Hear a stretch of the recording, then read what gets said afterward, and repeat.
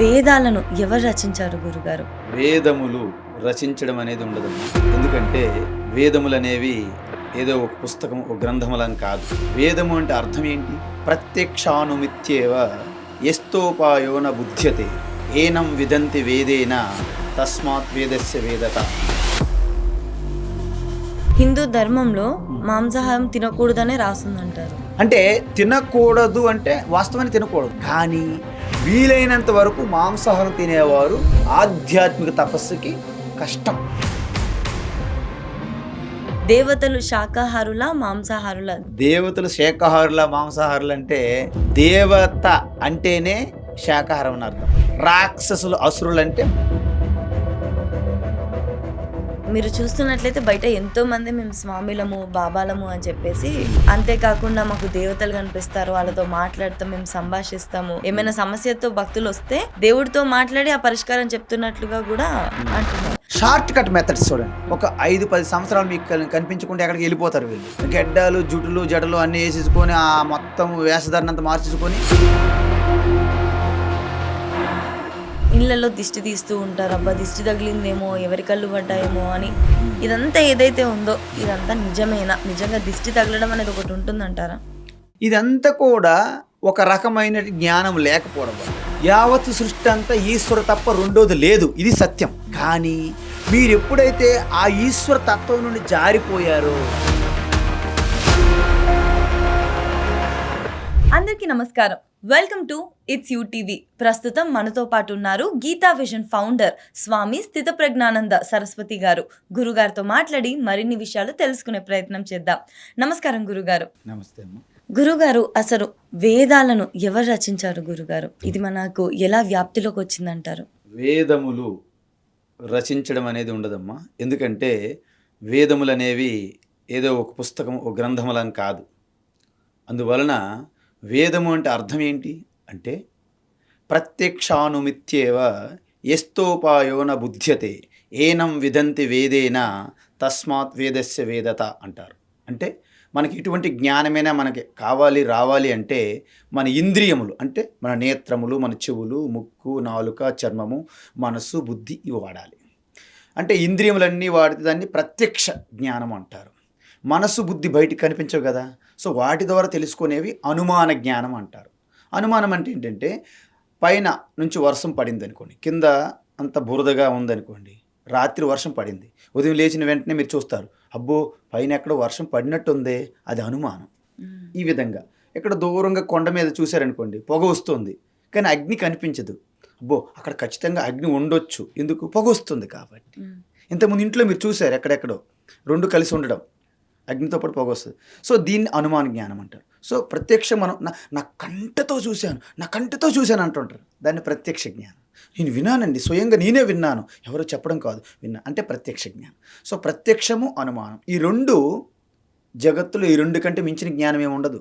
Science, technology, even మీరు moon పైకి వెళ్ళినా, ఏ గ్రహాల మీదకి వెళ్ళినా, శాటిలైట్స్, స్పేస్ అన్నీ కూడా సైన్స్ అండ్ టెక్నాలజీ ఏ జ్ఞానము?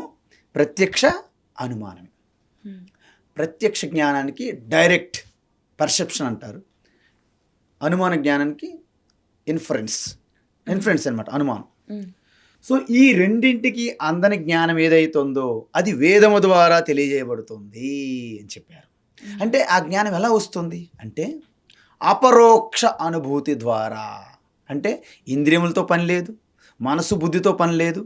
ఈ రెండు కూడా అంటే మనసు బుద్ధి ఇన్నర్ ఆర్గాన్ అంటారు, ఇంద్రియములని సెన్స్ ఆర్గాన్స్ ఇవి బయట కనిపించేవి, అవి ఇన్నర్ ఆర్గాన్ అనమాట, అంతఃకరణం అంటారు. అందువలన మనం ఉన్నాం. దీన్ని వెష్టి అంటే మైక్రోకాజ్, వ్యక్తి. టోటల్ విశ్వం అంతా కలిపి సమష్టి అంటారు, మైక్రోకాజ్మ్ అంటారు. సో వెష్టి సమష్టి. మనం వెష్టి, నేను వ్యక్తిగా ఉన్నాను, పరిమితిగా ఉన్నాను, నేను పుట్టాను, నేను చనిపోతాను, నా అమ్మ నాన్నలు, నా దేశము, కాలము, మా భాష, ప్రాంతము, ఇవన్నీ నేను వ్యక్తిగా ఉన్నాను. ఇవన్నీ విస్మరించి మీరు సమష్టి యూనివర్స్లో మెల్ట్ అయినప్పుడు, మెర్జ్ అయినప్పుడు, అబ్జర్వ్ అయినప్పుడు యూనివర్స్కి సంబంధించినటువంటి విజడం ఏదైతే ఉందో, ఎందుకు యూనివర్స్ని క్రియేట్ చేసి దాన్ని సస్టైనెన్స్ అంటే స్థితిగా ఉంచి తనలో కలుపుకుని లయం చేసే శక్తి ఈశ్వర. ఆ ఈశ్వర ఈ యూనివర్స్ ద్వారా ప్రకటమవుతుంది కాబట్టి వీళ్ళు వ్యక్తిగతంగా ఆ యూనివర్స్లో లయమైనప్పుడు అక్కడ మనకి ఎలాగైతే స్వప్నంలో కొన్ని అనుభవాలు ఎలాగైతే చూస్తామో ఆ విధంగా ప్రయత్నపూర్వకంగా వ్యక్తిత్వాన్ని విస్మరించి సమష్టిలో కలిసినప్పుడు ఆ సమష్టి ఇంటలెక్ట్ అనమాట, ఇండివిజువల్ బుద్ధి కాదు, సమష్టి ఇంటలెక్ట్ ద్వారా ప్రకటమైనటువంటి ఈశ్వర వాక్ అంటే ఈశ్వర యొక్క ఊపిరి, ఈశ్వరుని యొక్క శ్వాస, దాన్ని వేదము అంటారు. అందుకే ఏ వ్యక్తి దానికి రచనకి కారణం కాదు. అందుకే ఋషులు ఎవరు మేము రచించాము మా నుండే వచ్చింది వేదము అని ఎవరు క్లెయిమ్ చేసుకోలేదు ఇంతవరకు. అందువలన ప్రతి ఋషి కూడా ఆయన ఒక పైపు, ఇప్పుడు మనకి కొలాయి ట్యాప్ నుంచి వాటర్ వస్తుంది, కొలాయి వచ్చి వాటర్ రావడానికి నేనే కారణం, నా నుండే నీరు వస్తుందని కొలాయి అందని మనం ఏమనుకుంటాం, నీ నుండి కాదు మాకు తెలుసు మేము బోర్ వేసుకున్నాము, నువ్వు జస్ట్ ఒక ట్యాప్ మధ్యలో. ఋషులు కూడా ట్యాప్ లాంటి వాళ్ళు, పైపులు లాంటి వాళ్ళే తప్ప వేద జ్ఞానం ఋషులది కాదు. దీన్ని బట్టి మీకు ఏమర్థమైంది, వేద జ్ఞానం వేదాలు రచించారు ఎవరు అని అనుకున్నారనుకోండి, అది అజ్ఞానం అవుతుంది. ఎందుకు, వేదాలు ఎవరు రచించలేదు కాబట్టి. అందుకే వేదములకు సమానమైనటువంటి శాస్త్రము నా భూతో నా భవిష్యతి అన్నారు. అందుకే ఇప్పుడు ఇదేంటి కార్తీక పౌర్ణమి, ఈరోజు కార్తీక పౌర్ణమి సందర్భంగా అందరికి కూడా శుభాకాంక్షలు, ఆ ఈశ్వరుని యొక్క ఆశీర్వాదాలు మీ అందరి యందు ఉండుగాక. అందుకే నా కార్తీక సమో మాస, కార్తీక సమానమైన మాసము 12 నెలల్లో కార్తీక మాసానికి సమమైనటువంటి మాసము లేదంటారు. అదేవిధంగా నా కృతేన యుగం సమం, సత్యయుగం అంటారు. యుగాలు 4 చెప్తారు మనకి, 4 యుగాలు కాదు పురాణాల ప్రకారం. సత్యయుగానికి కృతయుగానికి సమానమైన యుగము లేదు అంటారు. ఎందుకు, అంత సత్యవాక్య పాలన, ధర్మానుష్ఠానం, తపస్సు, అందువల్ల సత్యయుగానికి సమానమైనటువంటి యుగము లేదు. ఇంకేమంటున్నారు, నా వేద సదృశం శాస్త్రం, వేదానికి సమానమైన శాస్త్రం భూమి మీద భూమండలం మీద మరి లేదంటే ఇది. ఎందుకు, ఇది వ్యక్తి బుద్ధి ద్వారా వచ్చింది కాదు జ్ఞానం, సమష్టి ఈశ్వరుని యొక్క శ్వాస నుండి ప్రకటమయ్యింది. అందువలన వాళ్ళు ఒక్క మీడియం మాత్రమే, ఋషులు అనేవాళ్ళు జస్ట్ మీడియం. నా వేద సదృశం శాస్త్రం నా తీర్థం గంగయా సమం, గంగా నది తీరములో ఉన్న క్షేత్రాలకి మించిన వేరే క్షేత్రములు ఉండవు అంటారు, తీర్థస్థలాలు. అందుకే గంగా నది అంటే మనకి ఎంతో ప్రేమ, ఎంతో ఆదరణ, గౌరవము, పూజాభావంతో, అర్చన భావంతో వెళ్తాం. సో అందువలన వేదం అనేది ఒక వ్యక్తి రచించారనే ఆ భ్రమ తీసేయాలి. అందుకే వేదములో చెప్పింది సాక్షాత్ ఈశ్వర వాక్. తర్వాత ఆ జ్ఞానాన్ని మనకి అర్థమయ్యేటట్లు చెప్పడానికి పురాణాలన్నీ వచ్చాయి, అది వేదం. అందువలన అది ఎలా వ్యాప్తి చెందిందని మీరు అడిగారు. ఇప్పుడు ఋషి ఎలాగైతే మనం స్వప్నంలో కొన్ని కలలు కంటాం, మీరు స్వప్నం నుంచి బయటకు వచ్చినప్పుడు కూడా మీరు కొన్ని చెప్పగలుగుతున్నారు లేదా, ఈ స్వప్నంలో చూశానని. ఆ విధంగా ఋషులు సమాధి అవస్థలు, నిర్వికల్ప సమాధిలో ఆ ఈశ్వరుని యొక్క జ్ఞాన మంత్రములను దర్శించి ఆ సమాధి నుండి బయటకు వచ్చి తన శిష్యులకి చెప్పడం జరిగింది. కర్ణ పరంపర అంటారు, వారు గురువుల ద్వారా వింటూ వింటూ వారు శిష్యులకి చెప్పడం జరిగింది. ఈ విధంగా కర్ణ పరంపర, కర్ణం అంటే చెవి, వింటూ వింటూ ఒకరి శిష్యులు వాళ్ళకి అలాగే చెప్పడం జరిగింది అనమాట. అందువలన ఈ పుస్తకాలు అప్పుడు లేవు. అలాగా అనేక మంది ఋషులకి అనేక ఋషులు ఈ మంత్రాలు దర్శించారు కాబట్టి అవన్నీ కంపైల్ చేసి కలెక్షన్ చేసి చివరికి మనకి వేదములుగా, ఇప్పుడు గ్రంథములుగా, పుస్తకములుగా వచ్చాయి. ఎందుకు, మనకి ఈ చెవుల ద్వారా కర్ణ పరంపరతో వింటూ చెప్పేంత టాలెంట్, అంత మేధాశక్తి ఇప్పుడు లేదు. ఒక మంత్రం చెప్తేనే మీరు మళ్ళీ రిపీట్ చేయలేరు, ఇంక వేదం అంతా మీరు ఎప్పుడు కంటెస్ట్ పెట్టగలరు. కాబట్టి ఇప్పుడు పుస్తకాల మీద ఆధారపడిపోయి దాన్ని ఒక శాస్త్రము, గ్రంథంగా మనం తీసుకొచ్చాం కిందకి. కానీ అది ఆ విధంగా కర్ణ పరంపర ద్వారానే వ్యాప్తి చెందింది. ఈ వేదములు గాసడ బీసడగా అంతా మిళితమై మిశ్రమై ఉండడం వలన ఇది ఋగ్వేదము, ఇది యజుర్వేదము, ఇది సామవేదము, ఇది అథర్వ వేదము అని, ఇవి ఆరణ్యకములు, ఇవి బ్రాహ్మణికములు, ఇవి ఉపనిషత్తులు అని విడదీసి వ్యాస మహర్షి చేశారు. అందుకే ఆయనకి వేదవ్యాస అని పేరు వచ్చింది. అందువలన ఈ వేదములు అలా వ్యాప్తి చెందాయి. అందుకు ఇప్పుడు కూడాను చాలామంది ఈ పుస్తకాల మీద ఆధారపడరు. ఇప్పుడు నేనే ఉదాహరణ తీసుకుంటే, నా వేదాంత శాస్త్ర అధ్యయనం మొత్తం కూడా కర్ణ పరంపర ద్వారా జరిగింది. నేను ఎప్పుడు నోట్స్ రాసుకోవడం లేదు, చదివాం కానీ ఎక్కువగా విన్నదే 80% కంటే ఎక్కువ నేను వినే శాస్త్రం తెలుసుకుని తప్ప రాయడం లేవు. సో అలా చాలామంది ఉంటారు మాకంటే అద్భుతమైనటువంటి, ఎందుకంటే ఒక్కసారి వింటేనే పట్టే అంత ఏకాగ్రత ఉండాలి. మీకు ఏదైనా సరే మనస్సు దేనికైనా ఇంట్రెస్ట్ చూపెట్టి ఫోకస్ ఏకాగ్రత ఉంటేనే అది పట్టుకోగలదు. ఆ విధంగా వ్యాప్తి చెందడం జరిగింది వేదం. గురుగారు, అలాగే మన పూజల్లో, పురాణాల్లో కూడా మన సంప్రదాయాల్లో గోమాతకి ఎంతో ప్రాధాన్యత ఉంది. మనం పూజిస్తాం కూడా దేవుడిలాగా భావించి. కానీ ఇప్పటి కాలంలో చూసుకుంటే గోమాతని ఎంతో కొంత నిర్లక్ష్యం చేస్తున్నాము అన్న భావన అయితే ఉంది. దీని పట్ల మీ అభిప్రాయం ఏంటి గురుగారు? ఇప్పుడే ఇలా ఉంటే భవిష్యత్తులో ఇంకెలా ఉండబోతుంది?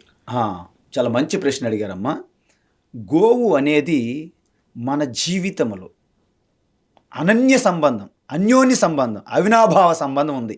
ఎందుకంటే మనదంతా కూడా ఋషి అండ్ కృషి సంబంధిత జీవన ఆధారం. ఋషి అంటే తెలుసు కదా, ఋషులు. కృషి అంటే తెలుసు కదా, వ్యవసాయ ఆధారిత. సో అందువలన ఈ కృషి, గోరక్ష, వాణిజ్యం ఇవి కంపల్సరీ మన జీవనాధారం, జీవనోపాధి. అందువలన అప్పుడు ఎక్కువగా యజ్ఞయాగాలన్నీ జరిగాయి. అంటే యజ్ఞయాగాలంటే పాలు ఉండాలి, నెయ్యి ఉండాలి, వెన్న ఉండాలి. ఇవన్నీ అంటే యజ్ఞం, పూజకి అన్నిటికీ సంబంధించినటువంటి ఆవు ద్వారా మనకు లభ్యమవుతున్నాయి. అందుకే పంచగవ్యం అంటారు. ఆవు ద్వారా ప్రతి ఒక్కటి కూడా పవిత్రమే, ప్రతి ఒక్కటి కూడా వ్యాధి నిరోధక శక్తిగా మనకి ఉపయోగపడుతుంది. గోమూత్రం, గోబరు, ఆవు పేడతో అలిగితే మీకు ఎటువంటి బ్యాక్టీరియల్ వైరస్ లేకుండా ఎంత శుభ్రంగా ఉంటుంది. గోమూత్రం కూడా ఎంతో ఆల్రెడీ సైన్స్ అండ్ సైంటిఫిక్లీ ఈ మధ్యకి తెలియంది రీసెర్చ్లో కూడా. సో పాలు, అసలు ఆవు అంటే ప్రతి అణువణువు కూడా ఎంతో ప్రయోజనకరంగా ఉంటుంది. అదే మనిషి ఉన్నాడు, మనిషి మూత్రం కానీ మనిషి యొక్క మాలిన్యం అవి అంతగా పెద్ద వాడట్లేదు. కానీ గోవుకు ఉన్నది మాత్రం చాలా గొప్ప పవర్ఫుల్ పర్పస్. సో ఆ విధంగా గోవు కాకుండా మేకలు, గొర్రెలు, అనేక పాడి సంపద ఉంది. అన్నీ కూడా ఈశ్వర స్వరూపాలే. కానీ ముఖ్యంగా యజ్ఞ యాగాదులకి, పూజలకి అన్నిటికీ దగ్గరగా ఉన్నటువంటి జంతువు, సాధు జంతువు ఆవు అంటే సాక్షాత్తు తల్లితో సమానం. చాలామందికి పుట్టినప్పుడే తల్లి కోల్పోయిన వాళ్ళు ఉంటారు బిడ్డలు. వారికి నిజంగా చెప్పాలంటే ఆవు పాలు తప్ప ఏ పాలు పనికిరావు, ఇంకే పాలు పనికిరావు. అంటే నిజంగా చెప్పాలంటే ఒక తల్లితో సమానమైనటువంటి జంతువు ఏదైనా ఉందంటే అది ఒక ఆవు. మాతృదేవోభవ అంటే తల్లి మనకు సాక్షాత్తు ఈశ్వరి, జగన్మాత, జగజ్జనని తల్లి.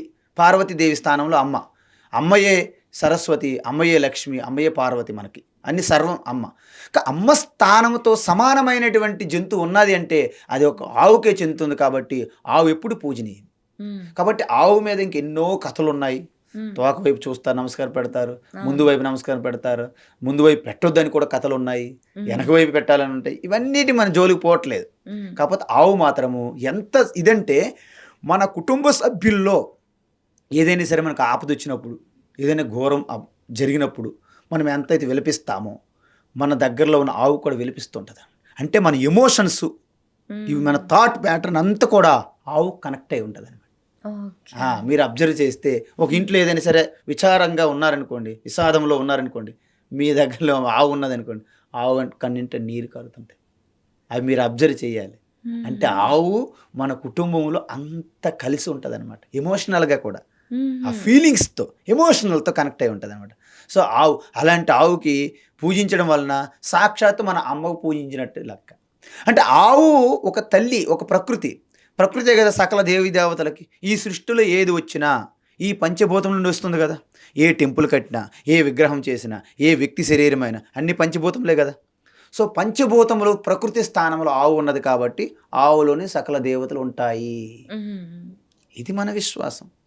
కాబట్టి ఆవు ఈ మధ్య కాలంలో దాని నిర్లక్ష్యం గురవుతుంది అంటే ఎందుకంటే ప్రపంచవ్యాప్తంగా దేశకాల పరిస్థితులు మారుతున్నాయి, ఆచార వ్యవహారాలు మారుతున్నాయి, ఆహార నియమాలు మారుతున్నాయి. అందువలన ప్రపంచమంతా కూడా గ్లోబలైజేషన్ అయిపోయింది. ఇంత గ్లోబల్ విలేజ్. ఇప్పుడు ఇక్కడ హైదరాబాద్లో జరుగుతున్నది అమెరికాలో అంత లైవ్ అయిపోతుంది. పెద్ద డిఫరెన్స్ ఏం లేదు, అసలు ఏ తేడాలు కూడా లేనట్టున్నాయి. అందువలన అంత మిక్స్ అయిపోవడం వలన మన సంస్కృతి సంప్రదాయాలు, మన వ్యవహారాల ఆచారాల మీద మిక్స్ అయిపోవడం వలన ఆవుకి ఇవ్వాల్సిన గౌరవం తగ్గిపోయింది. హ్మ్.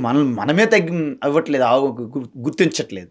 ఇంకెక్కడి నుంచో వచ్చిన వాళ్ళు ఎలా గుర్తిస్తారు? హ్మ్. కాబట్టి ఎప్పుడైతే మన గురుకుల వ్యవస్థ నిర్లక్ష్యానికి గురయిందో, మనకి కొన్ని నియమాలు, జీవన విధానాలు అన్నీ మారిపోయినాయి. హ్మ్. ఇప్పుడు ఆడపిల్ల, మగపిల్లని గుర్తించలేని పరిస్థితి ఉంది దూరంగా చూస్తే. ఆడపిల్లలు కూడా హెయిర్ కట్ చేసుకుంటున్నారు, టీ షర్ట్లు, జీన్ ప్యాంట్లు వేసుకుంటున్నారు. వాళ్ళు మగపిల్లలకి, ఆడపిల్ల తేడా కూడా కనిపించట్లేదు. హ్మ్. కాబట్టి ఈ మధ్య కాలంలో ఆవు గోరక్షణ మీద చాలా ఆర్గనైజేషన్స్ స్టార్ట్ అయినాయి. హ్మ్. కాబట్టి ఒక గోవే కాకుండా ప్రతి ప్రాణికి కూడా మనం రక్షించాల్సి ఉంటుంది. హ్మ్. ఎందుకంటే ఏ ప్రాణికి కూడా మనం హింస చేయడానికి మనకు హక్కు లేదు, రైట్ లేదు. We have no right. అందువలన ఈ ప్రపంచంలో ప్రతి ప్రాణి కూడా ఏవి కూడా ఈ నియమాలని, ఈ యొక్క ధర్మాన్ని, ఈ ప్రకృతిని వైలేట్ చేయట్లేదు, ఒక్క మనిషి తప్ప. హ్మ్. అందువలన మనిషి వలనే ఈరోజు climate change, global warming, ozone పొర రంధ్రం పడిందని, ఎంత ప్రాబ్లమ్స్, ఈ పొల్యూషన్స్ అన్నీ కూడా ఒక్క మనుషులు. ఎందుకంటే మనిషి అనేవాడు స్వార్థపూరితంగా ఆ గ్రీడీ వలన అంత కలుషితం చేస్తున్నారు, బ్యాలెన్స్ అనేది ఇంబ్యాలెన్స్ చేస్తున్నారు. హ్మ్. కాబట్టి ఇది మనం గమనించకపోతే మన యొక్క అంటే ఎవరు గోతి తీసుకొని వారే పడినట్టుగా మనమే ఆ గోతిలో పడతాము. ఈ మధ్య కాలంలో మీకు కరోనాలు అట్లా వచ్చాయి, ఏంటి వైపరీత్యాలు అంటే ఏంటి? అలర్ట్ మెసేజ్ అనమాట, హ్మ్. యూనివర్సల్గా అలర్ట్ అనమాట. చూడండి, మీరు అన్నీ వైలేట్ చేస్తున్నారు, త్వరలో మీ అంతం తథ్యం అని చెప్పడానికి కరోనా లాంటివి అప్పుడప్పుడు వస్తుంటాయి అనమాట. హ్మ్. కాబట్టి గోవు అనేది వాస్తవానికి జంతువులన్నిటికంటే సాధు జంతువు. మనకి పులి, సింహాలను మనం అలాగ రక్షించడానికి మన దగ్గర పెట్టుకోవడం కాదు కదా. ఎందుకు? అవి స్వాభావికంగా మాంసాహారి, కానీ ఆవు ఎప్పుడు మాంసం తినదు. ఆవు ఏంటంటే శాకాహారి. హ్మ్. అందువలన ఆవుకు మనకు దగ్గరగా ఉన్నటువంటి అత్యంత సాధు జంతువు ఏంటంటే ఆవు. హ్మ్. మిగతావన్నీ ఆవు తర్వాతనే. కాబట్టి ఆవు ప్రథమంగా పూజకి అర్హత ఉంది. కాబట్టి ఆవు, ఎందుకంటే ఆవు ఉంటేనే అసలు ఒక పూర్వం రోజుల్లో ఒక ఇంటికి ఆవు ఉంటే చాలు, హ్యాపీగా బ్రతికేసేవాళ్ళు. హ్మ్. అందుకే ఆ రోజుల్లో ఈ కరెన్సీలు లేవు. ఎక్కడ ఎవరికైనా బహుమానం ఇవ్వాలని ఆవు ఇచ్చేవాళ్ళు. హ్మ్. సంపద చెప్పుకోవాలని నాకు 1000 గోవులు ఉన్నాయి, 2000 గోవులు ఉన్నాయి, 10,000 గోవులు ఉన్నాయి అనేవాళ్ళు. హ్మ్. ఆ రోజుల్లో విద్వాన్లు పోటీ అయినప్పుడు కూడా గోవులనే బహుమానంగా ఇచ్చేవాళ్ళు. హ్మ్. 1000 గోవులు ఇస్తున్నాను అని. హ్మ్. ఆ కొమ్ములకు కూడా బంగారు ఆ తొడుగులు పెట్టి ఇచ్చేవాళ్ళు. ఆవు అంటేనే ఇంకా లక్ష్మీ స్వరూపం ఆవు. గురుగారు, ఇప్పుడు ఇందాక మీరు మాటల్లో శాకాహారం, మాంసాహారం అని అన్నారు కదా! ఉమ్. మన ధార్మిక జీవితంపై మనం తినే ఆహారం, ఆ ఆహార ప్రభావం ఏదైనా ఉంటది అంటారా?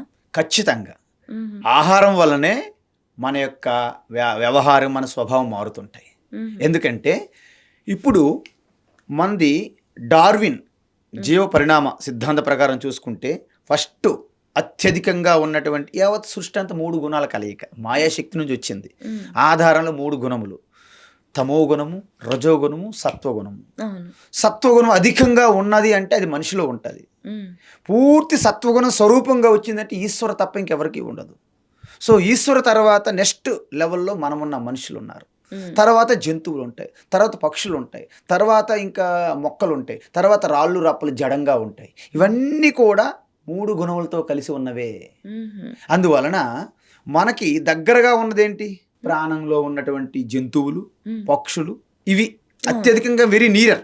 యెస్. అంటే ఆవులు, గొర్రెలు, మేకలు, పులి, సింహం ఇవన్నీ కూడా హ్మ్. ఒక ఎమోషనల్గా డెవలప్ అయి ఉంటాయి. హ్మ్. వాటికంటే హైలీ ఎమోషనల్గా డెవలప్ అయి మనం ఉంటాం. హ్మ్. సో వాటికి చంపి తినాల్సి వస్తుంది. అప్పుడు అది ఎటువంటి ఫీలింగ్స్ అయితే ఎక్స్ప్రెస్ చేస్తాయో అవి మన ఫీలింగ్స్తో కలిసి టగ్ ఆఫ్ వార్ అవుతుంది లోపల. హుహు. రెస్ట్లెస్నెస్, కామ, క్రోధ, లోభ, మోహ, మద, మాత్సర్యాలు మనకి పెరిగే అవకాశాలు ఉన్నాయి. హ్మ్. ఎందుకు? మనం తినే ప్రతి ఆహారం కూడా 3 రకాలుగా మారుతుంది. అత్యంత గ్రాస్ ఉన్నదనుకోండి, అది ఫికిల్ మ్యాటర్గా బయటికి పోతుంది, మలం. హ్మ్. మిడిల్ మాంసంగా తయారవుతుంది. హ్మ్.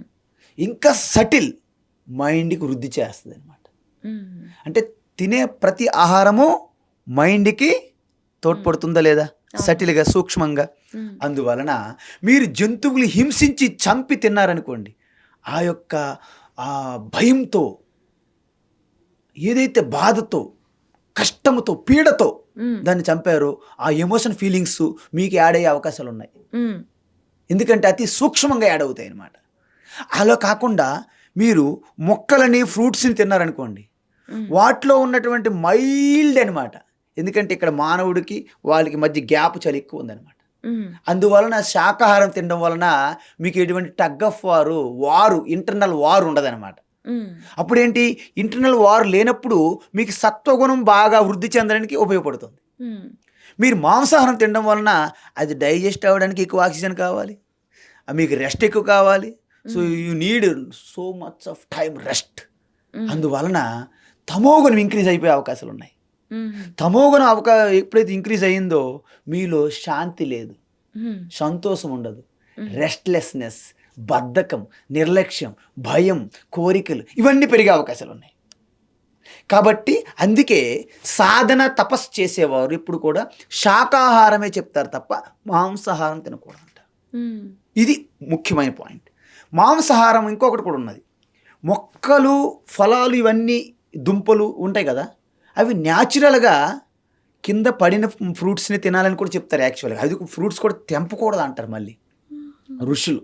హ్మ్. సో ఈ విధంగా తినడం వలన మనకిన్ని ఆ మొక్కలకి ఫ్రూట్స్కి మధ్యలో అనేక జనరేషన్స్ గ్యాప్ ఉన్నది. హ్మ్. కానీ జంతువులు అనుకోండి ఇమీడియట్లీ మన పక్కనే ఉంటాయి అన్నమాట. అవును. అందువలన ఈ మాంసాహారం తినేవారికి ఈ బుద్ధి షార్ప్గా ఉండదు. హుహు. కాకపోతే ఇప్పుడు కొన్ని ఎక్సెప్షన్స్ ఉంటాయి. ఇప్పుడు అత్యంత శీతలములో ఒక యుద్ధం చెయ్యాలి, ఫైటర్స్ ఉంటారు, హ్మ్. వాళ్ళకి తప్పదు. కానీ నిజంగా మీరు ఒక ఆధ్యాత్మికమైనటువంటి ఆ శాంతం కావాలి, మీకు ఆనందం కావాలి, ప్రేమ కావాలి, ఆధ్యాత్మికలో ఉన్నతమైన స్థితికి వెళ్ళాలి, మోక్ష స్థితి, స్పిరిచువల్ లైఫ్లో మీరు ఎదగాలంటే శాకాహారం హ్మ్. తప్పనిసరి. అందువలన మనకి ఇప్పుడు చూడండి, మన కళ్ళ ముందు మనకి ఏదైనా ఒక ముళ్ళు గుచ్చిందనుకో మనం ఎంత బాధపడుతుంటాం, మనకి ఏదైనా తగిలిందని ఎంత బాధపడుతుంటాం. అవును. అదే బాధ ఒక జంతువుకి కట్ చేసి చంపుతుంటే ఎంత బాధ, భయంకరమైన బాధ ఉంటుంది చూడండి. దాన్ని తెలిసి కోరుండి చేసి హింస అంటారు. అంటే ఇంటెన్షనల్గా చేస్తున్నారనమాట యువర్ వైలెన్స్. అది చేయకూడదు అంటారు. కొన్ని ఎక్సెప్షనల్లో తప్పదు. కొన్ని యజ్ఞయాగాల్లో ఒక్కొక్కసారి ఎక్సెప్షన్ ఇచ్చారు. అది ఒక్కసారి అంటే ఇప్పుడు మనకి అశ్వమేధ యాగం, ఆ యాగం అయిన తర్వాత అశ్వానికి కట్ చేస్తారు. అది ఎక్సెప్షన్స్, అన్నిటికి కాదు. అందువలన మనం ఎక్సెప్షన్స్ తీసుకోకూడదు, మనం నార్మల్ రూలే పాటించాలి. హ్మ్. సో ఈ విధంగా అందువలన మనం ఎటువంటి ఆహారం తింటామో హ్మ్. ఆ ఆహారం బట్టి మనకి లోపల ఉన్నటువంటి థాట్స్ కానీ మన ఫీలింగ్స్ కానీ మనకన్నీ సహకరిస్తాయి అన్నమాట. అందువలన మీరు మాంసాహారం తినడం వలన మీకు ఎక్కువ డైజెషన్ టైం పడుతుంది, హ్మ్. తర్వాత ఎక్కువ ఆక్సిజన్ అవసరం ఉంటుంది. అది కూడా మీకు ఎక్కువగా ఒక ఫిజికల్ బాడీకి ఎక్కువ ఎఫెక్ట్ ఇస్తుంది తప్ప మనసుకి మందం, అంటే dull, dizziness, slow thinking, dull thinking, like inert feeling, sleepy feeling, drowsy feelings వస్తాయి అన్నమాట. సో దే కెనాట్, నేను మీద చెప్పాను అనుకోండి వాళ్ళు గ్రాస్ప్ చేయలేరు. హ్మ్. ట్యూబ్ లైట్ లాగా ఉంటుంది. ట్యూబ్ లైట్ ఆన్ చేసామనుకోండి టైం పడుతుంది. అదే బల్బ్ అయితే వెంటనే. అంటే గురువుగారు ఇప్పుడు మన హిందూ ధర్మంలో మాంసాహారం తినకూడదనే రాస్తుందంటారు. అంటే తినకూడదు అంటే వాస్తవాన్ని తినకూడదు. నా కలంజనం భక్షయేత్ అన్నారు. అంటే మాంసాహారం తినకూడదు, ఎక్సెప్షను, తప్పని పరిస్థితుల్లో తినవచ్చు. హుహు. ఇప్పుడు మీరు ఎక్కడో ఒక ఐలాండ్లో పడేశారు, మీకు ఏమీ దొరకట్లేదు. అప్పుడు మీరు కనీసం ప్రాణంగా మీరు నిలబడాలన్నా ఉండాలని ఏదో ఒకటి తినాలి కదా. హ్మ్. అప్పుడు ఫ్రై అక్కర్లేదు, పచ్చి చేప కూడా తినేస్తారు మీరు, చేప, ఫిష్. హుహు. అది తప్పు కాదు. మీకు చుట్టూ అన్ని కాయగూరలు ఏం దొరకట్లేదు. ఇప్పుడు హైదరాబాద్లో మీరు వెళ్ళి ఆవును తినడము, ఆవును ఏం తినడం, మనిషిని ఆవును తినడము, తినడం ఏం ఏంటి? తినడం, ఇది తప్పు కదా. దీని అర్థం ఏంటంటే శాస్త్రం నిజానికి అందరికీ ఏం చెప్పిందంటే మాంసాహారం వద్దు అని చెప్పింది. హ్మ్. ఎక్సెప్షనల్ మీకు చెప్పాను. హ్మ్. ఇప్పుడు మనకి జమ్మూ కాశ్మీర్ లాంటి అటువంటి ఆర్మీ వాళ్ళు జవాన్లు ఉన్నారు, వారికి మాంసాహారం పెడతారు, ఎందుకంటే తప్పని పరిస్థితి అది. హ్మ్. కానీ మీకు అలాంటి పరిస్థితి లేదు. హ్మ్. వీలైనంత వరకు మాంసాహారం తినేవారు ఆధ్యాత్మిక తపస్సుకి కష్టం, హ్మ్. ఆధ్యాత్మిక మనం చూసుకోవాలి. కాబట్టి శాస్త్రంలో అయితే చెప్పింది ఏమైంది, సురాంన పిభేత్, కలంజనం నా భక్షయేత్, హుహు. నా హింసాం కుర్యాత్, అంటే హింస చెయ్యొద్దు, మాంసాహారం తినొద్దు, లిక్కర్ తాగొద్దు అంటారు. హ్మ్. కాబట్టి ఈ లిక్కర్లు తాగొద్దని చెప్తుంది. కానీ అకేషనల్గా ఏదైనా ఎక్సెప్షనల్గా తీసుకోవచ్చు కొంచెం, అదేనా ఒక ఏదో కొన్ని ఉంటాయి. అంటే ఇప్పుడు దేవి దేవతలు కూడా 3 రకాలు ఉంటాయి. సాత్విక దేవతలు, రాజసిక దేవతలు, తామసిక దేవతలు ఉంటాయి. ఒకటి తామసిక దేవతలు అంటే ఏంటి? అర్ధరాత్రి పూట వెళ్తాడు, శవాల మీద కూర్చొని ధ్యానం చేస్తాడు, తంత్రం చేస్తాడు, యంత్రాలు వాడుతాడు, రకరకాల వాళ్ళంతా తామసిక తపస్సులు, తామసిక దేవతలు అంటారు. అదే మీకు రజోగుణం అనుకోండి, కుబేరుని పెట్టుకొని డబ్బు డబ్బు డబ్బు, ఇది రాజసిక తపస్సు, రాజసిక దేవతలు అంటారు. అదేవిధంగా శివ అక్కడ ధ్యానం చేస్తారు, లేకపోతే విష్ణు, లేకపోతే గణేష్ ఇది పెట్టుకొని మీ యొక్క అంతఃకరణ శుద్ధికి, మీ హృదయ పవిత్రతకి, మీరు ఈశ్వరుని యొక్క అనుగ్రహంకి కనెక్ట్ అయ్యి మీకు మోక్షం అంటే సంసారం అనే పునరపి జననం పునరపి మరణం అనే సైకిల్ నుండి బయటపడే మోక్షం కోసం మీరు తప్పించారనుకోండి, అది సాత్విక తపస్సు.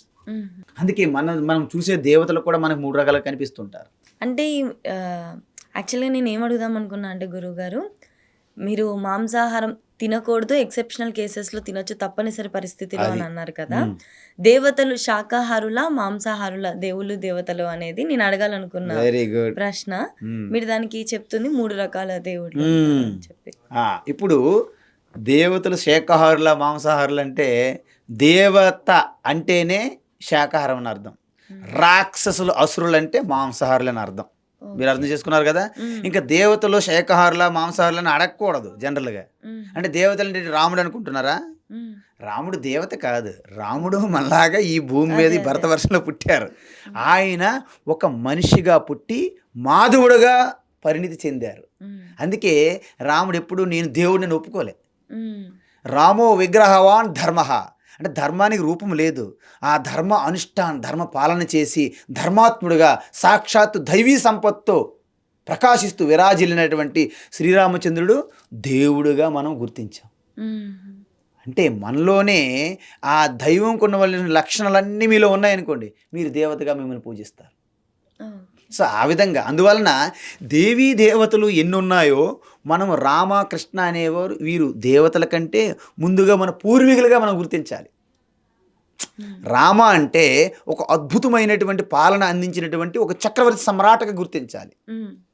ధర్మం ఆచరించి ఎట్టి పరిస్థితుల్లో ధర్మం విడిచిపెట్టకుండా అలాంటి ఆ ధర్మ అనుష్ఠానంలో జీవించి లోకానికి ధర్మపాలన యొక్క గొప్పతనాన్ని చాటి చెప్పినటువంటి రాముణ్ణి అంత ధర్మరాజు పాలకుడుగా గుర్తించాలి రాముణ్ణి. అదే శ్రీకృష్ణుని ఏంటి? మన పూర్వీకులైనటువంటి ఆ గురుతత్వం, ఆ ఉపదేశం, ఆ జ్ఞాన బోధ చేసినటువంటి గురువుగా మనం ఫస్ట్ గుర్తించాలి. మనం ఏం చేస్తున్నాము? శ్రీరాముణ్ణి రాజుగా పాలకుడుగా ధర్మాత్ముడిగా గుర్తించకుండా ఒక దేవుడిగా పెట్టేశాం. శ్రీకృష్ణుడిని నాకు జ్ఞానబోధ చేసిన బ్రహ్మ విద్య అందించినటువంటి గురువుగా కాకుండా దేవుడిగా పెట్టేశాం. సో రాముడు కృష్ణుడు ఇద్దరిని దేవుళ్ళుగా పెట్టేసినప్పుడు దేవుడు వేరు నేను వేరు అనే గ్యాప్ వచ్చేసింది కదా, ఇంక కలిసే అవకాశమే లేదు. అందువలన ఎక్కడో మేఘాల్లో వీళ్ళిద్దరిని లిఫ్ట్ చేయకుండా భూమి మీదే ఉన్నటువంటి మన పూర్వీకులుగా మనము గుర్తించాలి. మీ అమ్మ మీ నాన్నమ్మ మీ తాత ఎవరైతే ఉన్నారో వాళ్ళు గొప్ప వ్యక్తులు అనుకోండి, మీరు ఏమైనా చిలిపి చేష్టలు తప్పుడు పనులు చేశారనుకోండి, మీకు ఎంత లజ్జగా ఉంటుంది, సిగ్గేస్తుంది. ఎందుకంటే మన అమ్మ అంత గొప్ప తల్లి, నేను ఇలాంటి తప్పు అని చేయకూడదు అనిపిస్తుందా లేదు మీకు? మరి శ్రీరాముడు శ్రీకృష్ణుని కూడా మనము స్ఫూర్తిగా తీసుకోవాలి. వాళ్ళు మన పూర్వీకులు. మీ తాత వాళ్ళ తాత అలా వెతుక్కుంటూ వెళ్ళారనుకోండి, చివరికి శ్రీకృష్ణుడు తేలుతాడు మా తాత అని. మీకు అర్థమవుతుందా? అందువలన మన పూర్వీకుల జనరేషన్ కనెక్షన్ వదిలేయకూడదు. మనం వదిలేసి వాళ్ళని ఎక్కడో దేవతలుగా పెట్టేసుకున్నాం. ఆ గాలిలో ఆ ఊహల్లో ఇమేజినేషన్లో పెట్టేస్తున్నాం. అంటే మేఘాల్లో ఎక్కడో గంధర్వలోకము, అక్కడ ఇంద్రుడు, అక్కడ ఊర్వశి, మేనక, డ్యాన్సులు, ఇవన్నీ ఊహల్లో తేలుతున్నాం. మనం గాల్లో తేలినట్టుందో ఊహల్లో ఊగినట్టుంది అన్నట్టు మనం తిరుగుతున్నాం తప్ప మనతో ఉన్న వ్యక్తుల్ని, మన గొప్ప వాళ్ళని మనం వదిలేస్తున్నాము. గొప్ప స్త్రీల్ని, కుంతీదేవి, ఆ ద్రౌపది, సీతాదేవి ఇలాంటి కష్ట సమయాల్లో కూడా ధైర్యాన్ని విడిచిపెట్టకుండా ఎలా నిలబడగలగాలి, ఎదుటి వారికి ఎలా ధైర్యాన్ని నూరిపోయాలి, ఎలా ఎదుర్కోవాలి సమస్యల్ని అని వాళ్ళు పాఠాలు నేర్చుకోవాలి తప్ప వాళ్ళకు ఓకే మేము ఓకే అన్నట్టు ఉండకూడదు. ఓబీటీకి ఏబీటీకి ఐసా నై చెలేగా. గురుగారు, మనం ఇందాక ఈ ఆహార ప్రభావం గురించి, ధార్మిక జీవితంపై ఎటువంటి ప్రభావం ఉంటుందని మాట్లాడుకున్నాం కదా. ఒకప్పుడు ఆహారం తినేటప్పుడు ఈ రాగి, వెండి, ఇంకా బంగారం ప్లేట్లలో తినేవారు. ఇప్పుడు వచ్చేసరికి మారిపోయింది కాలం. స్టీల్, ప్లాస్టిక్, పేపర్ ఇటువంటి వాటిలో మనం ఆహారం అనేది తింటున్నాం. దానికి దీనికి ఇలా షిఫ్ట్ అవ్వడం వల్ల ఏమైనా ప్రభావం ఉంటుందంటారా? అంటే ఆరోగ్యం పట్ల కానీ, జీవనశైలి పట్ల కానీ? మీకు తినే పాత్రలు బట్టి ఏముండదు. అంటే ఆ మెటల్ అనేది ఆ మెటల్ క్వాలిటీ. ఇవన్నీ ధాతువులు కూడా ఈ పంచభూతమైనటువంటి భూమి నుండి వస్తున్నాయి. సో ధాతువుల్లో తేడా ఉన్నది తప్ప మీకు బంగారం అనేది రేర్ మెటల్. అందువల్ల బంగారం వాల్యూ వచ్చింది. సపోజ్ ఈ రాళ్ళగా బంగారం మనకి అవైలబుల్ అయ్యి బంగార స్థానంలో రాయి వెళ్ళింది అనుకోండి, ఇప్పుడు రాళ్ళు కొనుక్కునే వాళ్ళం. తులం రాయి 10,000, 20,000 అని కొనుక్కునేవాళ్ళు. ఎందుకు? ఏదైతే ఎక్కువగా ఉంటుందో దాని వాల్యూ తక్కువగా ఉంటుంది. ఇప్పుడు మట్టి, రాయి మీకు విస్తృతంగా దొరుకుతుంది కాబట్టి దాని వాల్యూ తక్కువ. అది బంగారం రేరుగా దొరుకుతుంది, దాని వాల్యూ ఎక్కువ. ఇంకొకటి ఏంటంటే ఆ మారుతుంది చూడండి, బంగారం అంత తొందరగా మార్పు చెందదు. దాని క్వాలిటీ, దాని క్లారిటీ, దాని యొక్క షైనింగ్, ఆ మెటల్ అనేది ఒక రేర్ మెటల్ అనమాట. సో ఆ విధంగానే రాగి, వెండి, బంగారం ఇవి రేర్ మెటల్స్ అనమాట. మిగతా అనుకోండి రాళ్ళు, రప్పలు, గులకరాళ్ళు ఇలాంటి తీసుకున్నాం అనుకోండి మట్టి, వాటికి మనం అంత వాల్యూ ఇవ్వట్లేదు. తర్వాత ఈ మెటల్స్ అనేవి అప్పుడు విచ్చలవిడిగా ఉండేవి. అప్పుడు సమాజం ఇంత డెవలప్ కాలేదు, ఇంత పాపులేషన్ లేదు, ఇంత ఇండస్ట్రియలైజేషన్ లేదు, ఇంతటి బిల్డింగ్లు లేవు, పట్టణాలు లేవు. అంత సింపుల్గా ఋషి జీవితము, యోగి జీవితము, తపస్సు, సాధనలు, వ్రతాలు, జపము, ధ్యానము, పారణ ఇలా ఉండేవారు. ఇప్పుడు అవి లేవు కదా. అన్ని మారుతున్న దేశకాల పరిస్థితుల్లో మన అభిరుచులు, మన వ్యవహారము, మన ఆచారాలు ఇవన్నీ మారిపోయినాయి. కాబట్టి ఇప్పుడు ఏం చేస్తున్నారు, ఎవరో డబ్బు ప్రకటించుకోవడానికి, ప్రదర్శన చేయడానికి వాళ్ళు వాడుతున్నారు పాత్రలు, అన్ని బంగారంతో పెడుతున్నాడు అనమాట. మొన్న ఈ మధ్యకాలంలో తమిళనాడులో పెద్ద యజ్ఞం చేశారు. దాంట్లో బంగారు కాయిన్స్, బంగారం మొత్తం హోమగుండంలో వేసేసారు చాలా వరకు. అంటే అంత బంగారం ఉందని చూపెట్టుకోవడానికి. అడిగారు ఒక అతను, నాకు ఆ వీడియో పెట్టారు, గురువు గారు ఇంత బంగారం హోమగుండంలో వేసి ఇంత ఆర్భాటంతో చేస్తున్నారు, దానిపైన మీ అభిప్రాయం ఏంటి అడిగారు నాకు ఆ వీడియో పెట్టి. నేనేం చెప్పాను తెలుసమ్మా, పిచ్చి ఎక్కి వెర్రి 1000 రకాలుగా వికసించినప్పుడు జుట్టుకి రోకలు కట్టి తిప్పమన్నట్లు ఉందని చెప్పా. మీకు అర్థమైందే? పిచ్చెక్కి వెర్రి 1000 రకాలుగా వికసించినప్పుడు జుట్టుకు రోకలు కట్టి తిప్పమన్నారట ఒక ఆవిడ. అలా ఉంది వాళ్ళ హోమము, వాళ్ళ యజ్ఞము అని చెప్పి. అదేమైనా పద్ధతే చెప్పండి? అంత బంగారము హోమగుండంలో, అగ్నిగుండంలో వేయడం వల్ల ఏం లాభం? కొంత కరిగిపోద్ది. మళ్ళీ ఎక్కడి నుంచి అయితే కష్టపడి బంగారం తీసామో మైన్స్ నుండి, మళ్ళీ ఆ మైన్స్ రూపంలోకి వెళ్ళిపోద్ది కొంత. ఇంకేదో కొంత ఉంటే ఆ పురోహితులు, పండితులు తీసుకుంటారు. ఇది చేసేవాడికి బంగారం పోతుంది, ఆ పూజారులకి కొంత ఏదో డబ్బు వస్తుంది. ఎవరికి లాభం? ఏమి లాభం? అందువలన ఇది మూర్ఖత్వంతో కూడిన అనేక వ్రతాలు, పూజలు కూడా జరుగుతున్నాయి ఈ మధ్యకాలంలో. కాబట్టి బంగారు పాత్రలో తినడం వలన, రాగి పాత్రలో తినడం వలన అలాగేం లేదు. యాక్చువల్ చెప్పాలంటే మనకి ఆకుల్లో తినాలి. ఋషులు, యోగులు, సన్యాసులకి ఆకులు కూడా వాడరు, ఈ 2 చేతులే వాడమని చెప్పారు. పానిద్వయం భిక్షాన్న మాత్రాన, అంటే పానిద్వయం, పాని అంటే చెయ్యి, పానిద్వయం దీంతో తీసుకుంటారు. అవధూతలు, తుర్యాతీతులు, సన్యాసులు, భిక్షగాలు చేతులతో తీసుకుంటారు. ఆకు, విస్తరాకు వాడాలి, ఏదైనా ఆకు వాడాలి. ఇంకా అలాగా దానికి మనకి స్టాండర్డ్గా మళ్ళీ ఆకులు అంత ఇచ్చలుడిగా దొరకట్లేదు కాబట్టి పాత్రలో స్టాండర్డ్ పెట్టేసుకున్నాం. అంత మాత్రాన మనం తినే పాత్ర మీద ఎక్కువ దృష్టి పెట్టకూడదు. అది కరెక్ట్ కాదు, అది సత్యం కాదు. దానికి తత్వం లేదు, దానికి ఎటువంటి శాస్త్రం లేదు. పలాయన పాత్రలో తింటేనే ఇంత మార్పు వస్తుందని లేదు. గురుగారు, మీరు ఇందాక మాటల్లో ఇలాంటి హోమాలు, యజ్ఞాలు కూడా బయట జరుగుతున్నాయి అని అన్నారు కదా. మీరు చూస్తున్నట్లయితే బయట ఎంతో మంది మేము స్వామిలము, బాబాలము అని చెప్పేసి చెప్పుకుంటున్నారు, క్లెయిమ్ చేసుకుంటున్నారు. అండ్ అంతేకాకుండా మాకు దేవతలు కనిపిస్తారు, వాళ్ళతో మాట్లాడతాం, మేము సంభాషిస్తాము, ఏమైనా సమస్యతో భక్తులు వస్తే దేవుడితో మాట్లాడి ఆ పరిష్కారం చెప్తున్నట్లుగా కూడా అంటున్నారు. దీని పట్ల మీరు ఏమంటారు? నిజంగా దేవతలను, దేవుళ్ళను చూసి మనం మాట్లాడచ్చు అంటారా? అసలు నిజానికి చెప్పాలంటే ఈ సృష్టి రహస్యం తెలియక వీళ్ళందరూ ఏంటంటే ఈ ఉపనిషత్తు, వేదం యొక్క తత్వం ఉపనిషత్తు, ఉపనిషత్తుల సారము భగవద్గీత. ఈ తత్వాన్ని చదివి గురు శిష్యుల ద్వారా అధ్యయనం చేసి ఆ జ్ఞాన తపస్సు చేయలేక షార్ట్ కట్ మెథడ్స్ చూడండి. షార్ట్ కట్ మెథడ్ అంతే ఎంసెట్లు, ఎంబీబీఎస్లు ఇవన్నీ మనకి లాంగ్ టర్మ్ కోర్సులు ఉంటాయి అన్నమాట. అవి చేయడానికి ఓపిక లేక షార్ట్ కట్ మెథడ్స్ అంటారు చూడండి. ఈ షార్ట్ కట్ మెథడ్లో వీళ్ళందరూ వచ్చి ఎవరికి వారు ఒక 5-10 సంవత్సరాలు మీకు కనిపించకుండా ఎక్కడికి వెళ్ళిపోతారు వీళ్ళు. గెడ్డలు, జుటులు, జడలు అన్నీ వేసేసుకొని ఆ మొత్తం వేషధారణ అంతా మార్చేసుకొని బాబాలుగా దొంగ గురువులుగా వస్తారు, ప్రత్యక్షం అవుతారు. తర్వాత కొంతమంది ఈ యొక్క అనేక శాస్త్రాలు చదివి శ్లోకాలు, మంత్రాలు, పద్యాలు చెప్పి ఆ ప్రవచనాలుగా మొత్తం గారిడి విద్యలు ప్రదర్శిస్తారన్నమాట. అవధానులుగా, పండితులుగా, కవులుగా మొత్తం ఉర్రితులు ఊహించేసి ఊగిపోతారన్నమాట. వాగ్వైఖరి శబ్దజరి శాస్త్ర వ్యాఖ్యాన కౌశలం విదుషాం తద్వత్ భుక్తయేనతు ముక్తయే అని చెప్పారు. వీళ్ళందరూ కూడా ప్రదర్శనలు ఇవ్వడానికే తప్ప అందులో సత్యం లేదు. తర్వాత ఇంకొకటి ఏంటంటే ఈశ్వర అనేది మన నేత్రంలో కనిపించేది కాదు, మన చెవులకు వినిపించేది కాదు, మన ముక్కు వాసన తెలిసేది కాదు, మన నాలుగు రుచి తెలిసేది కాదు, మన స్పర్శకు తగిలేది కాదు. అంటే ఇంద్రియములకన్నిటికీ అతీతమైనటువంటి శక్తి, మనసుకు కూడా అందనటువంటి శక్తి ఈశ్వర ఏదైతే ఉందో దాన్ని మీరు ఎలా చూస్తున్నారు? మీ నేత్రం ద్వారా చూస్తున్నారు, మీ మనసు ద్వారా చూస్తున్నారు. మీ మనస్సుకి ఇంద్రియములకి ఏదైతే అందిందో అది సత్యం కాదు, దేవీ దేవత కాదు అన్నారు శాస్త్రం. అశబ్దమస్పర్శమరూపమవ్యయం తథారసం నిత్యమగంధవచ్చయత్. అంటే నువ్వు ఇంద్రియముల ద్వారా నువ్వేదైతే రూపం సృష్టిలో చూస్తావో అది దేవుడు కాదని సార్. నువ్వేదైతే వింటావో శబ్దాల ద్వారా, గజ్జులు శబ్దాలు ఇప్పుడు వినిపిస్తున్నాయండి, అది దేవుడు కాదు.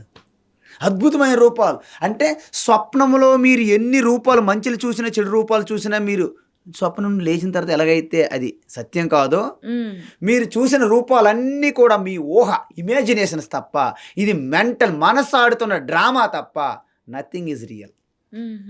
అందువలన చాలామంది నాకు స్వప్నం వచ్చింది నిజమైందని అక్కడక్కడ అంటారు. మీకు వాళ్ళ జీవితంలో 1000 స్వప్నాలు వచ్చాయి, అవేవి నిజమవ్వలే. ఒక్కటి నిజమైంది లాటరీ లాగా, దాన్ని పట్టుకుని ప్రచారం చేస్తాడు.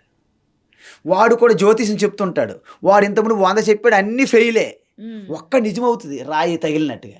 10 రాళ్ళు ఎగసరండి ఒక చెట్టుకి, ఒక రాయి ఏదైనా కాయ తగలొచ్చు. చీకట్ల రాయి వాళ్ళకు ఒక ఫాలోవర్స్ క్రియేట్ చేసుకొని, డబ్బులు ఇచ్చి ప్రమోషన్లు చేసుకొని, ఈ విధంగా విశ్వవ్యాఖ్యాతమైనటువంటి వరల్డ్ ఫేమస్ గురువులు అయిపోవడం, బాబాలు అయిపోవడము. ఏదైతే కొత్తగా ఉందో మనం అందరం వెళ్తున్నాం డ్రెస్ వేసుకొని, మనం అందరం డ్రెస్ వేసినది ఏది గొప్పతనం ఏముంది? ఎవరో ఒకడు వస్తాడు డ్రెస్ ఇప్పిసి తిరుగుతాడు అన్నమాట. అందరూ మీడియా ఫోకస్డ్, ఓ డ్రెస్ అది ఏదైనా పేరు పెడతారు, అఘోరయ్య అంటారన్నమాట. అఘోర అనగానే అఘోర అర్థం ఏమని తెలుసా ఎవరికైనా? మీడియా వాళ్ళకి అది తెలియదు. వీళ్ళకి వీళ్ళు మైకులు పెట్టుకొని తిప్పేస్తుంటారు కిందకి మీదకి. ఆయన లేడీ అఘోరి, జంట అఘోరి. అసలు ఘోరం అంటే ఏంటి? భయంకరమే కదా. అఘోరం అంటే శాంతం కదా, శాంతం అంటే శుభ్రం కదా, శుభ్రం అంటే మంగళం కదా, మంగళం అంటే శివ కదా. మరి అఘోరి పేరుతో బట్టలు తిరగడం ఏంటి? సో అది అఘోరి కాదు, అది ఇప్పుడు చెప్పాను మీకు, పిచ్చెక్కినట్టు అనమాట. పిచ్చెక్కి అలాగే అంటారు. మనం ఎలాగుంటాము? మనము అనేక ఆహారము నియమాలు పాటించకుండా అశుభ్రమైన ఆహారం తింటూ, అశుభ్రమైన వస్త్రాలు వేసుకుంటూ, అశుభ్రమైన వాతావరణం పెరుగుతూ ఉంటాం కదా. పెరుగుతున్నప్పుడు మనకి ఎలాంటి చేష్టలు వస్తాయి? కోతి చేష్టలే వస్తాయి. ఎందుకంటే మన ఆలోచనలో క్లారిటీ ఉండదు, మీ హృదయంలో ప్యూరిటీ ఉండదు, మీ థాట్స్లో క్లారిటీ ఉండదు, మీ యాక్షన్లో ఒక డైనమిక్గా ఉండదు, ఒక డల్గా, నిర్లక్ష్యంగా, లేజింగ్ ఉంటారు కదా. అంటే మీరు కోతితో సమానం అని అర్థం. అసలే కోతి ఆ పైన కళ్ళు తాగిందంట. ఆ పైన ఏం చేసింది? కళ్ళు తాగింది. కళ్ళు తాగేది మామూలుగా ఉందా? తేలు కుట్టింది, దెయ్యం పట్టింది అనమాట, గోస్ట్. పైనుంచి తాటికాయ పడింది మీద. ఎలా ఉంటుంది ఆ కోతి పరిస్థితి? మనుషులందరూ కూడా అదే పరిస్థితులు ఉన్నారు. అసలే కోతి కళ్ళు తాగడము, తేలు కొట్టడము, దెయ్యం పట్టడము, తాటికాయ పడితే దాని పరిస్థితి ఎలాగుంటుందో మనుషులందరూ కూడా అలాగే జీవించేస్తున్నారు. అందువలన మనం ఎంతవరకు అజ్ఞానంగా మనము మన బుద్ధి వాడకుండా అలాగా లాకర్స్ పెట్టి ఉంటామో, ఎవడో వచ్చి చెప్తే నమ్మేస్తుంటాం. వాడు వచ్చి ఒక రుద్రాక్షలు ఇస్తుంటాడు, ఒక విభూతి ఇస్తుంటాడు, లేకపోతే నేను దేవులతో డైరెక్ట్ మాట్లాడతాను. ఈ దేవీ దేవతలను చూశాను, మాట్లాడినాను, విన్నారు కదా. మీరు ఒక పని చేయండి, భక్త కన్నాప సినిమా చూడండి. రావు గోపాలరావు చేసిన పని వీళ్ళందరూ చేస్తున్నారు. రావు గోపాలరావు రోజు కైలాసం వెళ్ళి శివపార్వలతో మాట్లాడి వస్తుంటారు అనమాట. రావు గోపాలరావు ఆ సినిమాలో అంత దొంగ. దొంగ స్వామిగా దొంగ పూజారి అందులో ఆయన. ఉమ్, సేమ్ ఇలాంటి వాళ్ళు అందరికీ ఎవరైనా నేను దేవి దేవతలతో మాట్లాడుతున్నాను, మీ సమస్యలు మీ కోరికలు తీరుస్తున్నాను అని ఎవడైనా మీ దగ్గర బురిడీ కొట్టిస్తుంటే వాడికి భక్త కన్నప్ప సినిమా చూపెట్టండి. Rao Gopalarao character correct suit అవుద్ది అన్నాడు వాళ్ళకి. ఉమ్, ఎందుకంటే ఇది చూడండి, మీరు యద్భావం తద్భవతి. ఉమ్, మీరు ఏ విధంగా భావన చేస్తుందో అదే మీకు కనిపిస్తుంది. ఉమ్, సపోజ్ నాకు కలలో కృష్ణ ఒక ఆకారం ఇలా ఉండేటప్పుడు తదేకం కృష్ణ అది ఆకారం మనకి ఎక్కువ ఆకర్షణీయంగా అట్రాక్షన్ అదే ధ్యానం జపం చింతనలో ఉన్నామనుకోండి, మీ కళ్ళలో కృష్ణుతో ఆశ్చర్యపోక్కర్లేదు. ఉమ్, మీరు కృష్ణుని పూజిస్తూ ఒక్కసారి మీకు జీసస్ రాడు కళ్ళలోకి. ఎందుకు వస్తాడు? రాడు. నీకు అర్థమవుతుంది కదా. జీసస్ చర్చిలకు వెళ్ళే వాళ్ళు కృష్ణుడు ఎప్పుడు కళ్ళలోకి రాడు. అదే ఎక్కువగా దీని గురించి ఆలోచిస్తాం, అవే మన కళలో వచ్చే అవకాశాలు what you think so you are. యద్భావం తద్భవతి. కాబట్టి మనసు ఆడుతున్న డ్రామా తప్ప సత్యాన్ని మనసు తెలుసుకోలేదు. యతో వాచ నివర్తంతే అప్రాప్య మనసా సహా. శాస్త్రం ఏం చెప్పిందంటే సత్యాన్ని వాక్ ద్వారా తెలుసుకోలేము. వాక్ వెనక్కి వచ్చేస్తుంది, మనసు కూడా వెనక్కి వచ్చేస్తుంది. మరి సత్యం ఏంటి? జగత్తుని నీ మానసికంగా భావనతో విడిచిపెట్టండి. I'm not the world. Then what encounter with your body? I'm not the body. I'm not the senses. I'm not the mind. I'm not the intellect. I'm not the thoughts. I'm not the desires. I'm not the feelings అని I am. But don't add anything. I am. అన్నీ జారిపోయినప్పుడు మానసికంగా ఒక్కటి మిగులుతుంది. ఏంటంటే నేను ఉన్నాను అని ఎరుకు మాత్రం మిగిలిపోతుంది. ఆ స్ఫురణ. That is God. ఆ దేవుణ్ణి మనం చేరుకోలేక మనకు రెండు రకాలు ఉంటాయి. విద్య అన్నాం అనుకోండి, విద్య అంటే మీరు డైరెక్ట్గా పిహెచ్డి చేయడానికి అయిపోదు. కిండర్ గార్డెన్ నుంచి ఎలాగైతే మీరు చదవాలో, ఆత్మజ్ఞానం ఆత్మ విద్య అన్నాను అనుకోండి, డైరెక్ట్గా చెప్పేసి అర్థం కాదు. అందువల్ల కిండర్ గార్డెన్ వరకు ఎలాగైతే మనకి టేబుల్స్ ఏ పరి యాపిల్ బి పరి బేట ఎలాగైతే చెప్తామో, ఆధ్యాత్మ విద్యలో కూడా ఒక విగ్రహం ఇస్తారు. ఎందుకు ఏకాగ్రత పెట్టలేకపోతున్నారు మీరు? నేను చెప్పా అమ్మ, ఈశ్వరు అంటే సర్వవ్యాపి చైతన్యం ఆకాశం వలె వ్యాపించి ఉన్నది అంటే మీరు ఎక్కడ చూస్తారు? స్వామి మాకు అర్థం కావట్లేదు అంటారు. స్వామి మీరు చెప్తుంది మా జుట్టు పై నుంచి వెళ్ళిపోతుంది అంటారు. అందువలన okay don't worry, I will give you one Idol. విగ్రహం ఇస్తా. విగ్రహం కనిపిస్తుంది కదా, దాన్ని పూజిస్తారు కదా, ఓకే బ్రహ్మాండం తల ఊపుతారు వీళ్ళు కిన్నెర గారిని పిల్లలాగా. సో అక్కడ నుంచి మీరు స్టార్ట్ చేస్తారనమాట. అందువల్ల మీరు చెప్పే ప్రశ్నలు సంశయాలన్నీ కూడా లోవర్ లెవెల్ ప్రాక్టీస్ అనమాట. భక్తి ఈ సాధన వాటి నుండి అలా స్టెప్ బై స్టెప్ పైకి వెళ్ళాల్సి ఉంటుంది. ఎలాగైతే కిండర్ గార్డెన్ పిల్లలు ఎల్కేజీ యూకేజీలు చదువుతూ అలాగా elementary school high school intermediate degree PG PhD ఎలా వెళ్ళాలో, ఇది కూడా మనం విగ్రహారాధన అంటే విగ్రహాన్ని మీరు ఆరాధన చేయట్లేదు. విగ్రహాన్ని మీరు ఒక మీడియంగా వాడుకుంటున్నారు, ఒక ఇన్స్ట్రుమెంట్గా. అందువలన ఆ విగ్రహాన్ని పట్టుకొని నిగ్రహం పొందడానికి విగ్రహం సహాయం చేస్తుంది. ఆ తర్వాత దాన్ని దాటి వెళ్ళిపోవాలి. ఒకే రామ, మీకు ఒక ఇష్టమైన ఏదో ఒక దేవత పేరు చెప్పండి. సపోజ్ శివుడు, శివ అనుకుందాం. సరే శివలింగానికి వెళ్తాం, ఇంకా అప్పుడు కూడా సాటిస్ఫై అవ్వరు. శివుని ఫోటో కావాలి, త్రిశూలం పట్టుకున్నట్టు, జడ గంగాధర చంద్రశేఖర పన్నగభూషణ ఇవన్నీ ఉంటాయి కదా. సో ఆ శివ మీరు పూజ చేస్తుంటే లాస్ట్కి ఏమవుద్దంటే, శివ ఇక్కడ పరిమితం అవ్వకూడదు కదా, జగత్పిత కదా, జగదీశ్వర్ కదా, ఆది అంతం లేని అనాది కదా. అనాథకే నాథ దీన బంధు తుమ్హో అనాది రూప आओ महादेव दर्शन दीजो तुम हो जगत के दाता तुम ही हो ब्रह्मा तुम ही हो विष्णु तुम हो शंकर रूप నువ్వే బ్రహ్మ నువ్వే విష్ణు నువ్వే శివ నువ్వే పార్వతి నువ్వే లక్ష్మి నువ్వే దుర్గ నువ్వే సర్వం అంటాం. ఎందుకు? శివే సర్వం కాబట్టి. శివమయం జగత్ అంటే ఒక్క రూపము శివ తీసుకొని ఇప్పుడు జగత్తం శివ అయ్యాడా? జగత్ అంతా శివ అయినప్పుడు శివకి అసలు రూపం ఉండకూడదు. మీరు శివకి రూపం అయితే జగత్ అంతా ఎలాగవుతారు చెప్పండి? అవునా? ఒక రూపం శివ పెట్టారు అనుకోండి, ఇప్పుడు త్రిశూలం పట్టుకుని శివ శివ అనుకున్నారు అనుకోండి, చక్రం పట్టుకున్నాడు కాదు కదా, వీడి పక్కనే వేరే వాడు ఒకడు ఉన్నాడు అని అర్థం. అలా కాదు, శివ అంత సర్వం శివే. మీరు ఏ రూపం చూసినా శివ అనిపించాలి. దాన్ని అనేక రూప ఈశ్వర ఆరాధన అంట. ఏకరూపం స్టార్ట్ చేశారా? ఇష్టదైవం నుండి మీ ఇష్టదైవం శివ అన్నాము, ఏకరూపం నుండి అనేక రూపంలోకి వెళ్ళామా, లాస్ట్కి రూపము లేనిది ఎక్కడ? నేనుగా శివ. అందుకే మీ హృదయస్థం గుండె చప్పుడు వెనక ఉన్నటువంటి ఆ స్పందన, ఆ అట్టర్ సైలెన్స్ ఏదైతే ఉందో దాన్ని శాంతము, దాని పేరే శివ. అది మనకి వెళ్తున్నే దారిలో ఆ మార్గంలో మన భక్తితో మీరు ఎలా అయితే కిండర్ ఇక్కడి గార్డెన్ నుంచి నుంచి స్టార్ట్ ఇలా చేసాం. అవ్వాలన్నారో ఆ, అది మెల్లిమెల్లిగా మన ప్రాక్టీస్ తో వచ్చేది అది. ఎగ్జాక్ట్లీ. అభ్యాసం ప్రాక్టీస్ చేస్తే పూజ, తర్వాత జపము పారాయణము, తర్వాత ధ్యానము, అలాగ పై పైకి. అంటే శరీరంతో చేసిన దానికంటే గొప్పది వాచిక తపస్సు. వాచిక కంటే మానసిక తపస్సు. ఈ 3 తపస్సులు బాగా నిష్ఠతో చేస్తే ఉమ్, అప్పుడు అహం బ్రహ్మ అస్మి, నేనే ఆ బ్రహ్మ పరమాత్మ అయి ఉన్నాను. ఉమ్, శివోహం చిదానంద రూప.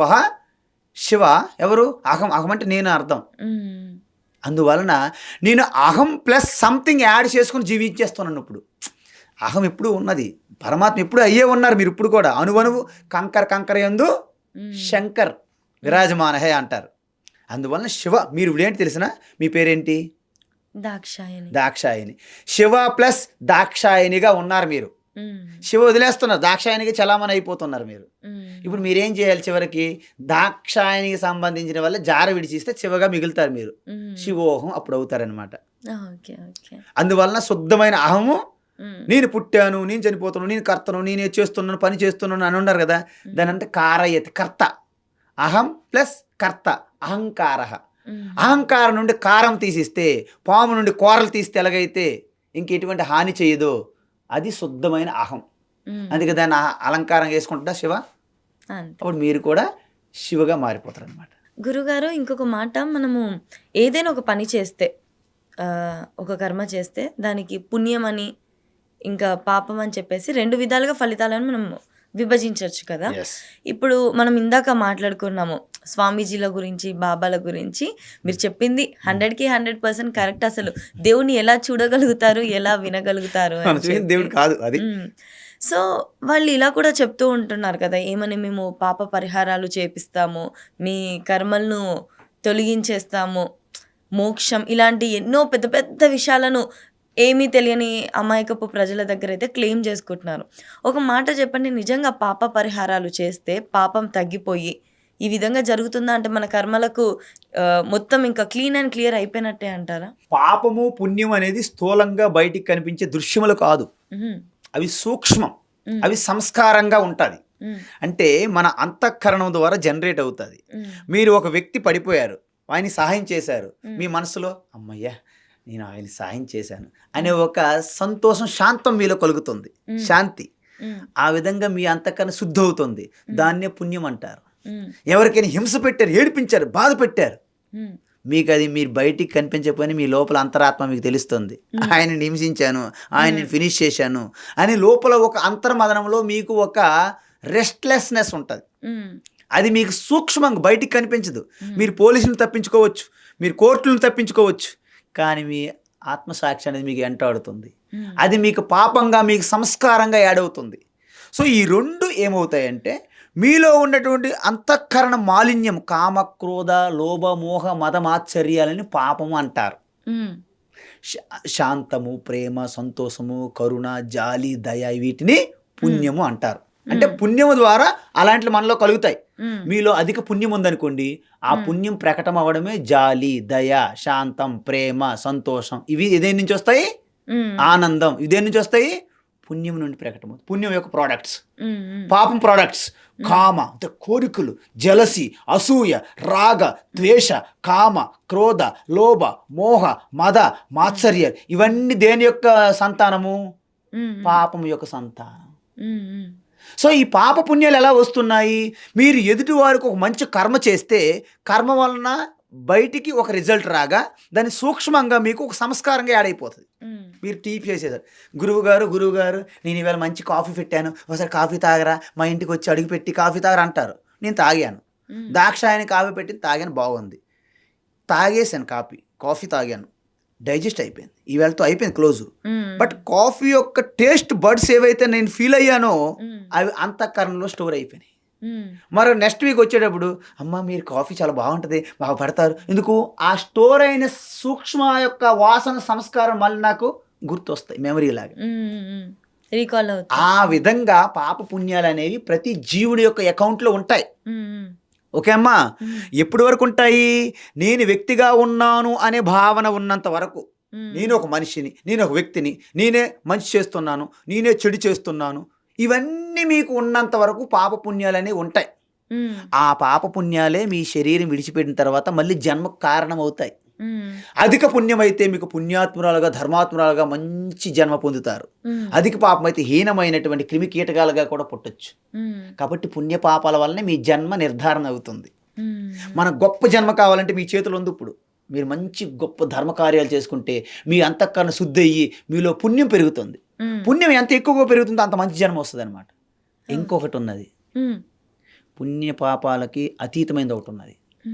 నా పుణ్యం నా పాపం నా సౌఖ్యం నా దుఃఖం నా మంత్రో నా తీర్థం నా వేదా నా యజ్ఞ అహం భోజనం నైవ భోజ్యం నా భోక్త చిదానంద రూప శివోహం శివోహం. అంటే పుణ్యము పాపం కూడా మీది కాదు, అది అజ్ఞానంలో భాగం. ఈ రెండు కూడా వాటికంటే ఆధారంలో ఉన్న శుద్ధ చైతన్యం ఆత్మ మీరు, అది శివ. అక్కడికి వెళ్ళిపోయినప్పుడు పుణ్యము పాపం ఏమీ లేదు. అయితే మనం ఏదైనా తెలియకుండా కొన్ని అనాలోచితంగా అనుకోకుండా తెలియకుండా తప్పు జరుగుతుంది. దానికి ప్రాయశ్చిత్తం ఉన్నది, ప్రాయశ్చిత్త కర్మ అంటారు. ఇప్పుడు తప్పు చేశారు, స్కూల్కి వెళ్ళాం, ఈవేళ టేబుల్స్ రాయలేదు, గురువు గారు టీచర్ ఏమంటారు, 50 గుంజీలు తీయండి అంటారు. ప్రాయశ్చిత్త కర్మ అది. మీరు టేబుల్స్ రాయలేదు కదా, 50 గుంజీలు తీశారు. అదేవిధంగా మనం ఎక్కడైనా తప్పు చేస్తే మనం దానికి తప్పు అయిపోయింది, చెంపలు వేసుకుంటాం. లేకపోతే నేను 7 పూజలు చేస్తాను, 7 వ్రతాలు చేస్తాను, 7 సార్లు తీర్థయాత్రలకు వెళ్తాను, ఏదో అనుకుంటారు. ఇవన్నీ ప్రాయశ్చిత్త కర్మలే. లేకపోతే అన్నదానం చేస్తాను, లేకపోతే పిల్లలకి స్కాలర్షిప్లు ఏర్పాటు చేస్తాను, కొంతమంది రోగులకి మెడిసిన్స్ అప్లై చేస్తాను, ఏదైనా చేస్తారు. పేదవాళ్ళకి వస్త్రదానాలు చేస్తాను, గోదానం భూదానం ఏదైనా చేయొచ్చు. ఇవన్నీ ప్రాయశ్చిత్తంలో వస్తాయి. అంటే అవి చేయడం వల్ల ఏమవుతుంది, మీకు కొంత పుణ్యం యాడ్ అవుతుందా? సో మీ పాపం కొంత బ్యాలెన్స్ చేస్తుందా? ఆ విధంగా చేస్తాను. అంతే తప్ప మీ పాపాలు నేను కడిగేస్తాను, ఇది ఏమైనా నిర్మా వాషింగ్ పౌడర్ నిర్మా కడిగడానికి, అది కడగడానికి చూడడానికి ఉండవు. ఇవి చాలామంది అభూత కల్పనగా ఇమాజినేషన్ చేసి చెప్పేస్తుంటారు అన్నమాట చాలామంది. రమణ మహర్షి ఆయనేమో వాళ్ళ అమ్మగారి పాపాన్ని కడిగేశాడు అని అద్భుతంగా చెప్పేస్తారు వేదిక మీద నుండి. మనం నమ్మేస్తుంటాం అన్నమాట. అలా కడగడాలు ఏముండవు. మీరు ఎంత సకల ప్రాణుల్లో ఆ శివ ఆ పరమాత్మ వాసం చేస్తున్నారు, మీ హృదయంలో ప్రకాశిస్తున్నటువంటి ఆత్మస్వరూపం నేనై ఉన్నాను, మీ హృదయంలో కాదు, నా హృదయంలో కాదు, సకల ప్రాణుల హృదయంలో ఒకే పరమాత్మ అంతర్యామిగా ఉన్నది అని తెలుసుకొని సకల ప్రాణుల్ని నా స్వరూపంగా ప్రేమించినప్పుడు ఎవరిని హింసిస్తారు, ఎవరిని విభేదిస్తారు, ఎవరికి బాధ పెడతారు? ఆ దర్శనంతో మీలో ఉన్న అంతఃకరణ శుద్ధి అయ్యి మీలోని ఆత్మస్వరూపం సాక్షాత్కారం అయ్యి సాక్షాత్ ఈశ్వరుని మీరు అనుభూతి చెందుతారనమాట. అవి అనుభూతి చెందడానికి మనసు అక్కర్లేదు, బుద్ధి అక్కర్లేదు, ఇంద్రియములు అక్కర్లేదు, ఎవరు గురువు అక్కర్లేదు, శాస్త్రం అక్కర్లేదు, ఏ ప్రవచనకారులు అక్కర్లేదు. ఆ స్థితికి వెళ్ళడానికి ఇవి అడ్డుపడుతున్నాయి. మీ సంస్కారాలు, కోరికలు. అందువల్ల కోరికలు తీరుస్తామని ఎవరైనా అన్నారంటే మిమ్మల్ని మరకంత అజ్ఞానం తీసుకెళ్ళిపోతున్నట్లు లెక్క. కోరిక అనేది ఎక్కడి నుంచి పుడుతుంది? మీ అజ్ఞానం నుండి పుడుతుంది. అజ్ఞానం వలన నేను అనంతమై ఉన్నాను, పరిపూర్ణమై ఉన్నాను అనే జ్ఞానం మీకు తెలియక మర్చిపోవడం వలన మనసు బయటికి లాగుతుంది. ఏదైనా పొందితే నేను పరిపూర్ణమవుతున్న భ్రమలో తిరుగుతుంది మనస్సు. అందువలన కోరికలు తీర్చుకొని మీరు బయటికి వెళ్తారు. ఒక కోరిక తీరిస్తే మరి 10 కోరికలు రెడీగా ఉంటాయి అన్నమాట. కోరికలు పెరుగుతూ మీరు రెస్ట్లెస్కి వెళ్ళిపోయి అశాంతిలో పడిపోతారనమాట. అందువలన కోరికలు తీరుస్తామని ఎవడైనా అన్నాడా, అప్పుడు అయిపోయింది మీ పని. చచ్చింది గొర్రె అంటారు దాన్నే, లేకపోతే పప్పులో అడుగేయడం అంటారు దాన్నే. గురుగారు, మనం పాపం గురించి, పుణ్యం గురించి ఇలా ఎన్నో రకాల విషయాల గురించి మాట్లాడుకున్నాం కదా.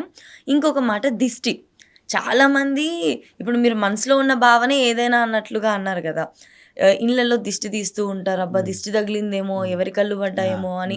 ఇదంతా ఏదైతే ఉందో ఇదంతా నిజమేనా? నిజంగా దిష్టి తగలడం అనేది ఒకటి ఉంటుందంటారా?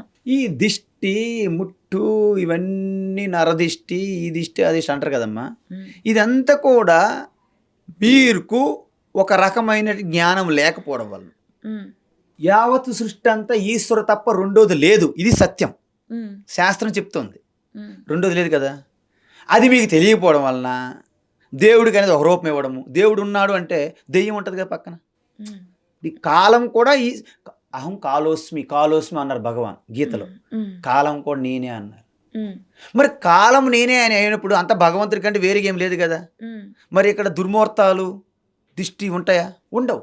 కానీ మీరు ఎప్పుడైతే ఆ ఈశ్వర తత్వం నుండి జారిపోయారో, మీరు భయంలో ఉన్నారు, జీవిస్తున్నారు. భయంలో జీవించేటప్పుడు మనకు అన్ని అపశకునాలుగా కనిపిస్తుంటాయి. అంటే మీ మనస్సు ఎంత కరెక్ట్గా ఉందో దాని ఆధారంగానే దిష్టిలు ఉంటాయి, ఈ అపశకునాలు ఉంటాయి తప్ప వాస్తవానికి దిష్టి ఉండదు, అపశకునాలు ఉండవు. మీకు చిన్న ఉదాహరణ చెప్తా. మహాభారత యుద్ధం స్టార్ట్ అవుతున్నప్పుడు అర్జునుడు, వీళ్ళు నా కుటుంబ సభ్యులు, మా తాతగారు, మా గురువు గారు, మా బంధువులు, వాళ్ళు నేనేని చంపేయాలి, లేదా వాళ్ళు నన్నేని చంపేస్తారు, ఎవరిని చంపుకోవడం ఎందుకు, ఇదంతా చాలా గందరగోళం ఉంది, నా చేతులు కాళ్ళు ఒదుగుతున్నాయి, నా నాలుక పిడిచగడుతుంది, నా మనసు తిరిగేస్తుంది, కృష్ణ ఇది ఇంతకీ భూమి ఎక్కడ ఉంది, పైన ఉన్నట్టు ఉంది అన్నట్టు భ్రమపడ్డాడు అర్జునుడు. ఎక్కడ ఇదిగో ఇప్పుడే కాకి ఇటు వెళ్ళింది, అందువల్ల అపశకునాలు అంటున్నాడు. ఎందుకు? ఈ మైండ్ బ్యాలెన్స్ ఎప్పుడైతే తప్పిందో మీకు అంత దిష్టిలు కనిపిస్తాయి, అంత అపశకునాలు కనిపిస్తాయి, అంత గుడ్ల గోబులు వస్తున్నట్టుంటాయి, అంత కాకులు అరుస్తున్నాయి, ఇది పిల్లి ఇటు నుంచి జంప్ అయ్యింది, ఇటు నుంచి బల్లి ఇటు నుంచి వచ్చింది, ఇవన్నీ ఊహించుకుంటాం అనమాట. ఎందుకు? మీ మైండ్ అనేది స్టాగరింగ్ అనమాట, మూవింగ్, రెస్ట్లెస్నెస్. అదే స్థానంలో శ్రీకృష్ణ కూడా ఉన్నారు అక్కడ. శ్రీకృష్ణుడికి మంగళకరమైన సమయము, మంచి శుభప్రదమైనది, మంచి సమయం, అద్భుతమైన సమయం, ఇదే సమయం బాగుందని కృష్ణుడు అంటాడు. అంటే ఆయన మైండ్ మంచి ప్రశాంత చిత్తంగా ఉన్నది. ప్రశాంత చిత్తంగా ఉన్న వాళ్ళకి ప్రతి సమయము అమృత గడియలే, ప్రతి సంఘటన, ప్రతి అనుభవము, ప్రతి ఎక్స్పీరియన్సు, వాళ్ళకి దిష్టి అంటే ఏముండదు. ఎందుకు? ఇప్పుడు మీరు కూడా ఈశ్వర స్వరూపమే, నేను కూడా ఈశ్వర స్వరూపమే, మీ నుండి నాకేం దిష్టి తగులుతుంది అంటే అజ్ఞానమే దీనికి మూల కారణమని అర్థమైందా లేదు మీకు? కాబట్టి ఈ ముందు యంత్రాలు పెట్టుకోవడము, ఇంటి ముందు పెట్టుకోవడము, కుబేర యంత్రమని, ఈ యంత్రమని, శని యంత్రమని, రకరకాల యంత్రాలు పెట్టుకుంటారు. ఇవన్నీ కూడా వాళ్ళలో ఉన్నటువంటి కోరికలు, భయం, ఈ రెండే కారణం. మనిషికి ఉన్నటువంటి కోరిక, భయం, ఈ రెండు లేకపోతే దిష్టిలు మిలేవు. మరి ఈ రెండు ఉన్నాయా, దిష్టి కూడా ఉన్నట్టు లెక్క. అందుకే మనం హనుమాన్ దండకం చదువుతాము, హనుమాన్ పేరు తీసుకుంటాం. ఎందుకు? శాకిని, డాకిని, లంకిని, కంకిని, మంకిని, అంకిని, శంకిని ఉంటాయి కదా. వాస్తవానికి అవి లేవు. కానీ ఎందుకు ఉంటాయి? నువ్వు భయంలో ఉన్నావు కాబట్టి అన్నీ ఉన్నట్టే కనిపిస్తాయి. అదంతా మన ఊహ అంటారు. ఎగ్జాక్ట్లీ. మైండ్ అసలు యావత్తు ప్రపంచమే మనస్సు యొక్క నిర్మాణం, మనస్సు నిర్మాణం. మైండ్ ఉంటేనే ప్రపంచం ఉంటుంది. మైండ్ క్లోజ్ చేసేయండి, ప్రపంచం ఉంటుంది ఇంకా? No world. If your mind, if you have capacity to fold your mind, the world already folded. Mind fold చేయగలిగితే ప్రపంచం ఫోల్డ్ అయిపోయింది. మైండ్ యొక్క విస్తారమే ప్రపంచం. అంటే ఇప్పుడు మన హిందూ ధర్మంలో ఇప్పుడు మనం దిష్టి ఇవన్నీ ఉండవు అన్నారు, యంత్రాలు ఇలా ఎన్నో నమ్ముతున్నాం కదా. మన హిందూ ధర్మంలో మూఢాచారాలు ఉండేనా ఒకప్పుడు? ఇప్పుడు హిందూ ధర్మంలో అన్ని ఉండవు. హిందూ ధర్మం వేరు, హిందూ సమాజం వేరు, సనాతన ధర్మం వేరు, హిందూ మతం వేరు. హిందూ మతం అనేది ఆచార వ్యవహారాలు, జీవన విధానాలు అన్నీ ఉంటాయి, ఇందులో మారుతుంటాయి దేశకాల పరిస్థితుల్లో. ధర్మంలో మార్పు ఉండదు. ధర్మం ఏంటంటే రెండు రకాలు ఉంటుంది. ప్రతి నియమాలు అనమాట, ప్రకృతి నియమాలు. ఈ విశ్వానికి కొన్ని నియమాలు ఉండాలి.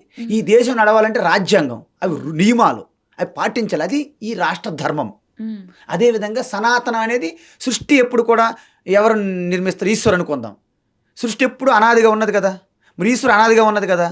ఆ ఈశ్వరు అంటే ఈ సృష్టి యొక్క నియమాలు అనాదిగా ఉంటాయి కదా, దాన్నే సనాతన ధర్మం అంటారు. అంటే ఇప్పుడు సనాతన ధర్మం అన్నా, హిందూ ధర్మం అన్నా ప్రకృతి ఇంకా సృష్టి పెట్టిన నియమాలు అయితే, హిందూ సమాజం అనేది ఏదైతే ఉందో మనం పెట్టుకున్న కట్టుబాట్లు, నియమాలు మనకు అనుగుణంగా పెట్టుకుంటాం. అది మారుతుంటాయి. అవి ఒరిజినల్ ధర్మం మారదు.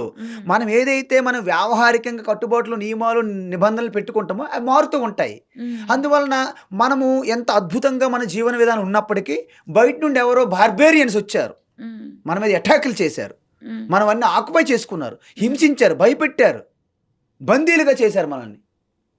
అప్పుడు వాళ్ళు ఏదైతే మన యొక్క ఆచార వ్యవహారాలు, మన సంప్రదాయం, మన సంస్కృతిని డిస్టర్బ్ చేశారో అప్పుడు తాత్కాలికంగా కొన్ని పెట్టుకున్నాం మనం వాళ్ళ నుంచి రక్షించుకోవడానికి. అవి కొంతకాలానికి మనకి మూఢనమ్మకాలుగా బయట తేలుతున్నాయి. వీటికి సనాతన ధర్మంకి ఏమైనా సంబంధం ఉందా? మీరు చెప్పండి. అదే ఎవరికి నచ్చినట్టు వాళ్ళు చేసుకుంటూ వేద ప్రకారం. ఎందుకంటే వేద మంత్రాలు అవన్నీ కూడా రాత్రిపూట నిషేధం, పగలు చెయ్యాలి. ఈ పెళ్ళిళ్ళు ఎప్పుడు స్టార్ట్ అయినాయి? ఎందుకంటే ఈ ముస్లిమ్స్, ఈ తొగ్లక్కులు, మొఘల్స్ అనేక బార్బేరియన్స్ అటాకులు చేశారు ఆడపిల్లల మీద, మన సమాజం పైన. వాళ్ళ నుండి తప్పించుకోవడానికి కన్యగా ఉంటే భయం, రక్షణ లేదు. సో వీలైనంత మంగళసూత్రము, కాలుమెట్లు గడిపెట్టి పెళ్ళి అయింది అనుకోండి, ఆ స్త్రీకి కొంత రక్షణ. కాబట్టి ఆడపిల్లలకి బాలికలుగా ఉన్నప్పుడు పెళ్ళిళ్ళు చేయడం మొదలెట్టారు తొందరగా. అదే పగలు చేస్తే మళ్ళీ తెలుస్తుంది, ఇబ్బంది పెడతారని రాత్రిపూట పెళ్ళిళ్ళు చేయడం మొదలెట్టారు. సిగలుంటే బ్రాహ్మణుని ఎంట పడతారని చెప్పి సిగలు కట్ చేసుకున్నారు కొంతమంది.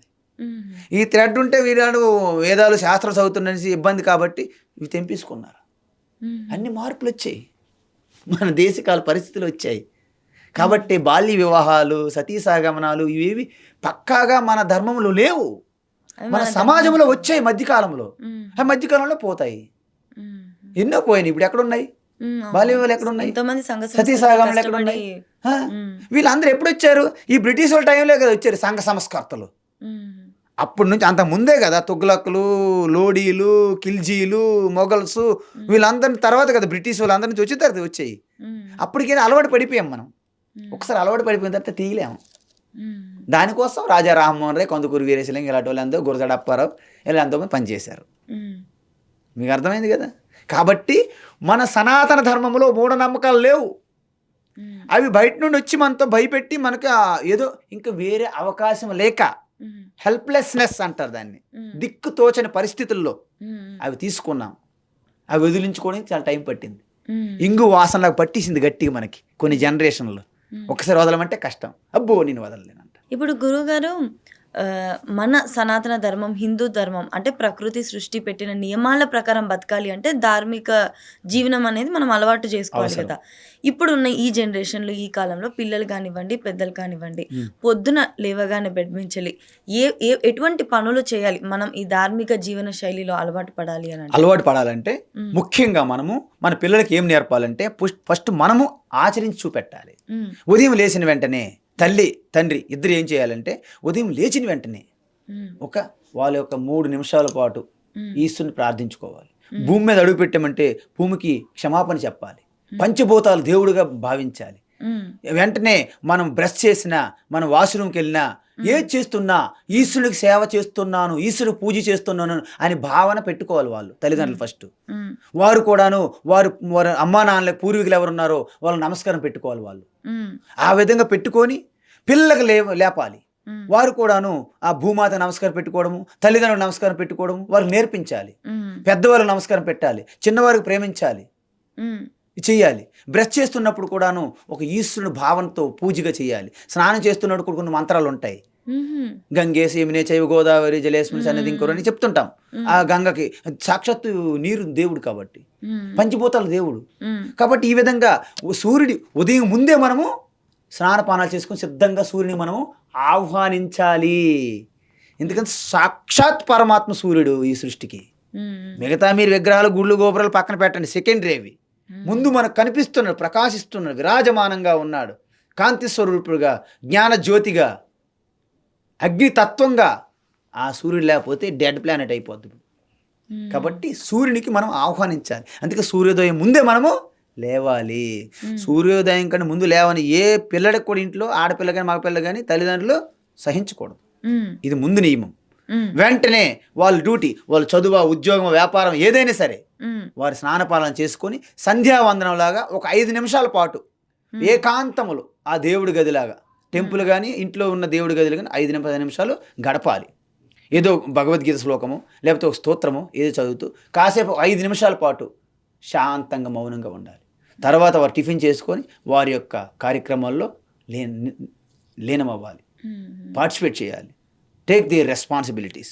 స్టూడెంట్ అయితే స్టూడెంట్ డ్యూటీ, ఎంప్లాయీ అయితే ఎంప్లాయీ డ్యూటీ, బిజినెస్ అయితే బిజినెస్ డ్యూటీ, హౌస్ వైఫ్ అయితే house wife duty, what ever duty వాళ్ళకి ఏది చేస్తుందో చేసుకోవాలి. ఈ విధంగా పిల్లలు చేస్తే, అందుకే 8-9 సంవత్సరాలు అయిన ప్రతి ఆడపిల్లకి మగపిల్లకి ఉపనయనం చేయించాలి. అంటే గురుగారు, ఇప్పుడు మీరు చెప్తుంది ఏంటి అని అంటే ధార్మిక శైలిలో జీవన శైలిని మనము అడాప్ట్ చేసుకోవాలి అంటే ఫస్ట్ మొట్టమొదటిగా మన చుట్టూ ఉన్న పంచభూతాలని, నేచర్ని ఎగ్జాక్ట్లీ గుర్తించి పూజించడం. పూజించాలి. సూర్యుడు, నీరు, అగ్ని, ప్రతి ఒక్కటి కూడా మనం పొద్దున్న లేచిన దగ్గర నుంచి చూస్తూ ఉండేదే. వాటిని మనం ఎప్పుడైతే పూజిస్తున్నామన్న భావనతో ఉంటామో Yes. అప్పుడు ధార్మిక జీవన శైలిని మనం అడాప్ట్ చేసుకున్నట్లు. ఎస్ ఇంకొకటి మీరు అన్నారు, ఒకప్పుడు మనకి గురుకులాలు ఉండేటివి, 8-9 వయసు రాగానే ఇలా ఉండేది అని చెప్పి. ఉపనయనం. ఇప్పుడున్న విద్యా సంస్థపై మీ అభిప్రాయం ఏంటి? ఇప్పుడున్న విద్యా సంస్థ అనేది ఒక రకంగా మీరు లౌకికంగా ఏదో ఒక ధనాన్ని ఆర్జించడానికి తప్ప ఉమ్, మీ వ్యక్తిగత వికాసానికి కానీ మీ ఆధ్యాత్మిక జీవితానికి కానీ శూన్యం, జీరో. ఉమ్, కాబట్టి ఈ విద్య అనేది కంప్లీట్లీ డొల్లా, ఉమ్, అది దేనికి పనికిరాని విద్య. ఉమ్, అందువలనే మనలో ఉన్నటువంటి శక్తి నిర్వీర్యం అయిపోయింది. మన మేధాశక్తి ప్రకటన కావట్లేదు కంప్లీట్గా. ఉమ్, మనలో ఉన్న అనంతమైన శక్తి దాగి ఉన్నది బీజ రూపంలో. ఉమ్, దాన్ని ఆయా ఇంద్రియముల ద్వారా, మనసు, బుద్ధి ద్వారా ప్రకటింప చేసుకుంటే అనంతమైన శక్తి ప్రకటించే అవకాశం ఉంది. దాన్ని కుండలిని శక్తి అంటారు. ఉమ్, ఆ కుండలిని అణువణువు ఉంటుంది. ఉమ్, దాన్ని ప్రకటింప చేయడానికి మనము అవకాశం ఇవ్వట్లేదు. ఎందుకంటే మన ఆహార అలవాట్లు మారిపోయినాయి. జంక్ ఫుడ్, రోడ్ల మీద డస్ట్ పెట్టి పానీపూరీలు, ఈ పనులు రకరకాలు తినేస్తున్నాం.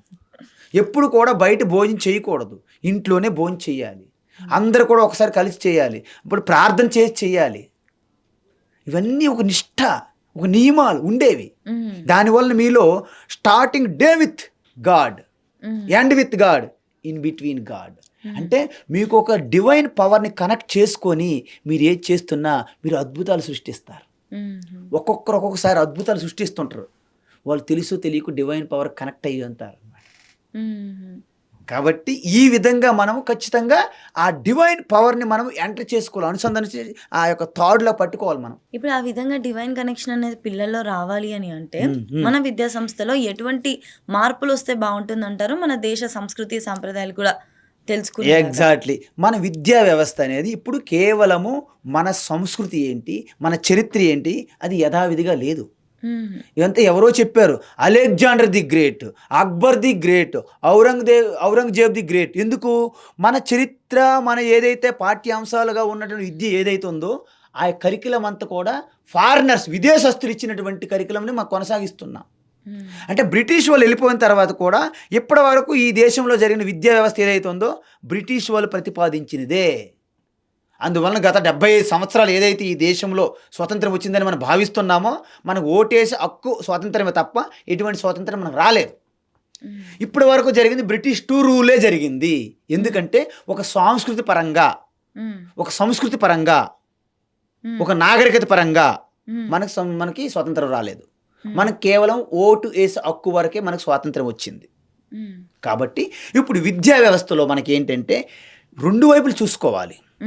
అంటే మనం ఏదైతే ప్రొఫెషన్ చేయాలనుకున్నామో ఆ ప్రొఫెషన్ అనేది ప్రాక్టికల్గా విద్య కావాలి. ఇప్పుడంతా ఇంజనీరింగ్ చదువుతున్నారు, బీటెక్లు, మెకానికల్ ఇంజనీర్ చేస్తున్నాడు, అది స్కూటర్ ఏమైనా రిపేర్ అయితే తెలియదు అంటాడు. ఎలక్ట్రికల్ ఇంజనీర్ చేస్తున్నాడు, ఫ్యాన్ ఆగిపోయింది చూడరా బాగుంది నాకు తెలియదు అంటాడు. ఎలక్ట్రీషియన్ తీసుకురమ్మంటాడు, డాడీల్ని ఆ అబ్బాయి వెళ్తాడు, అది మెకానికల్, ఆ ఎలక్ట్రికల్ ఇంజనీరింగ్ అయిపోయింది బీటెక్, బట్ ఫ్యాన్ ప్రాబ్లం తెలియదు. అలా కాకుండా మనం చదువుతున్న విద్యకి, మనం చేస్తున్న వృత్తికి కరెక్ట్గా ప్రాక్టికల్గా కనెక్ట్ అయి ఉండాలి. అదేవిధంగా వృత్తిపరంగా కాకుండా మన యొక్క మనస్సు, బుద్ధి, మానసిక మనోవికాసం, బుద్ధి వికాసం, ఆధ్యాత్మిక ఉన్నతికి సంబంధించిన విద్య అయి ఉండాలి. అంటే భగవద్గీత అనేది చిన్నప్పటి నుండే మనము కరికులంలో పెట్టాలి. మనం ఏ ప్రొఫెషన్ ఉన్నా ఆ ప్రొఫెషన్ ప్రాక్టికల్గా ఉండాలి. మెకానిక్ ఉంటాడు, ఆయన ఏమి ఇంజనీరింగ్ చేయడు, మెకానిక్ చేస్తూ మాస్టర్ అయిపోతాడు.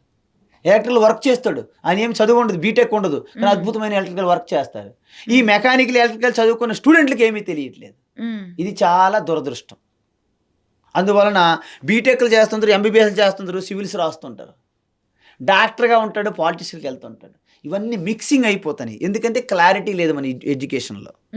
కాబట్టి మనం ఎడ్యుకేషన్ ఏంటంటే అన్నిటికీ కూడా కేటాయించాలి విలువలు, నైతిక విలువలు, మారల్ ఎథిక్స్ ఉండాలి.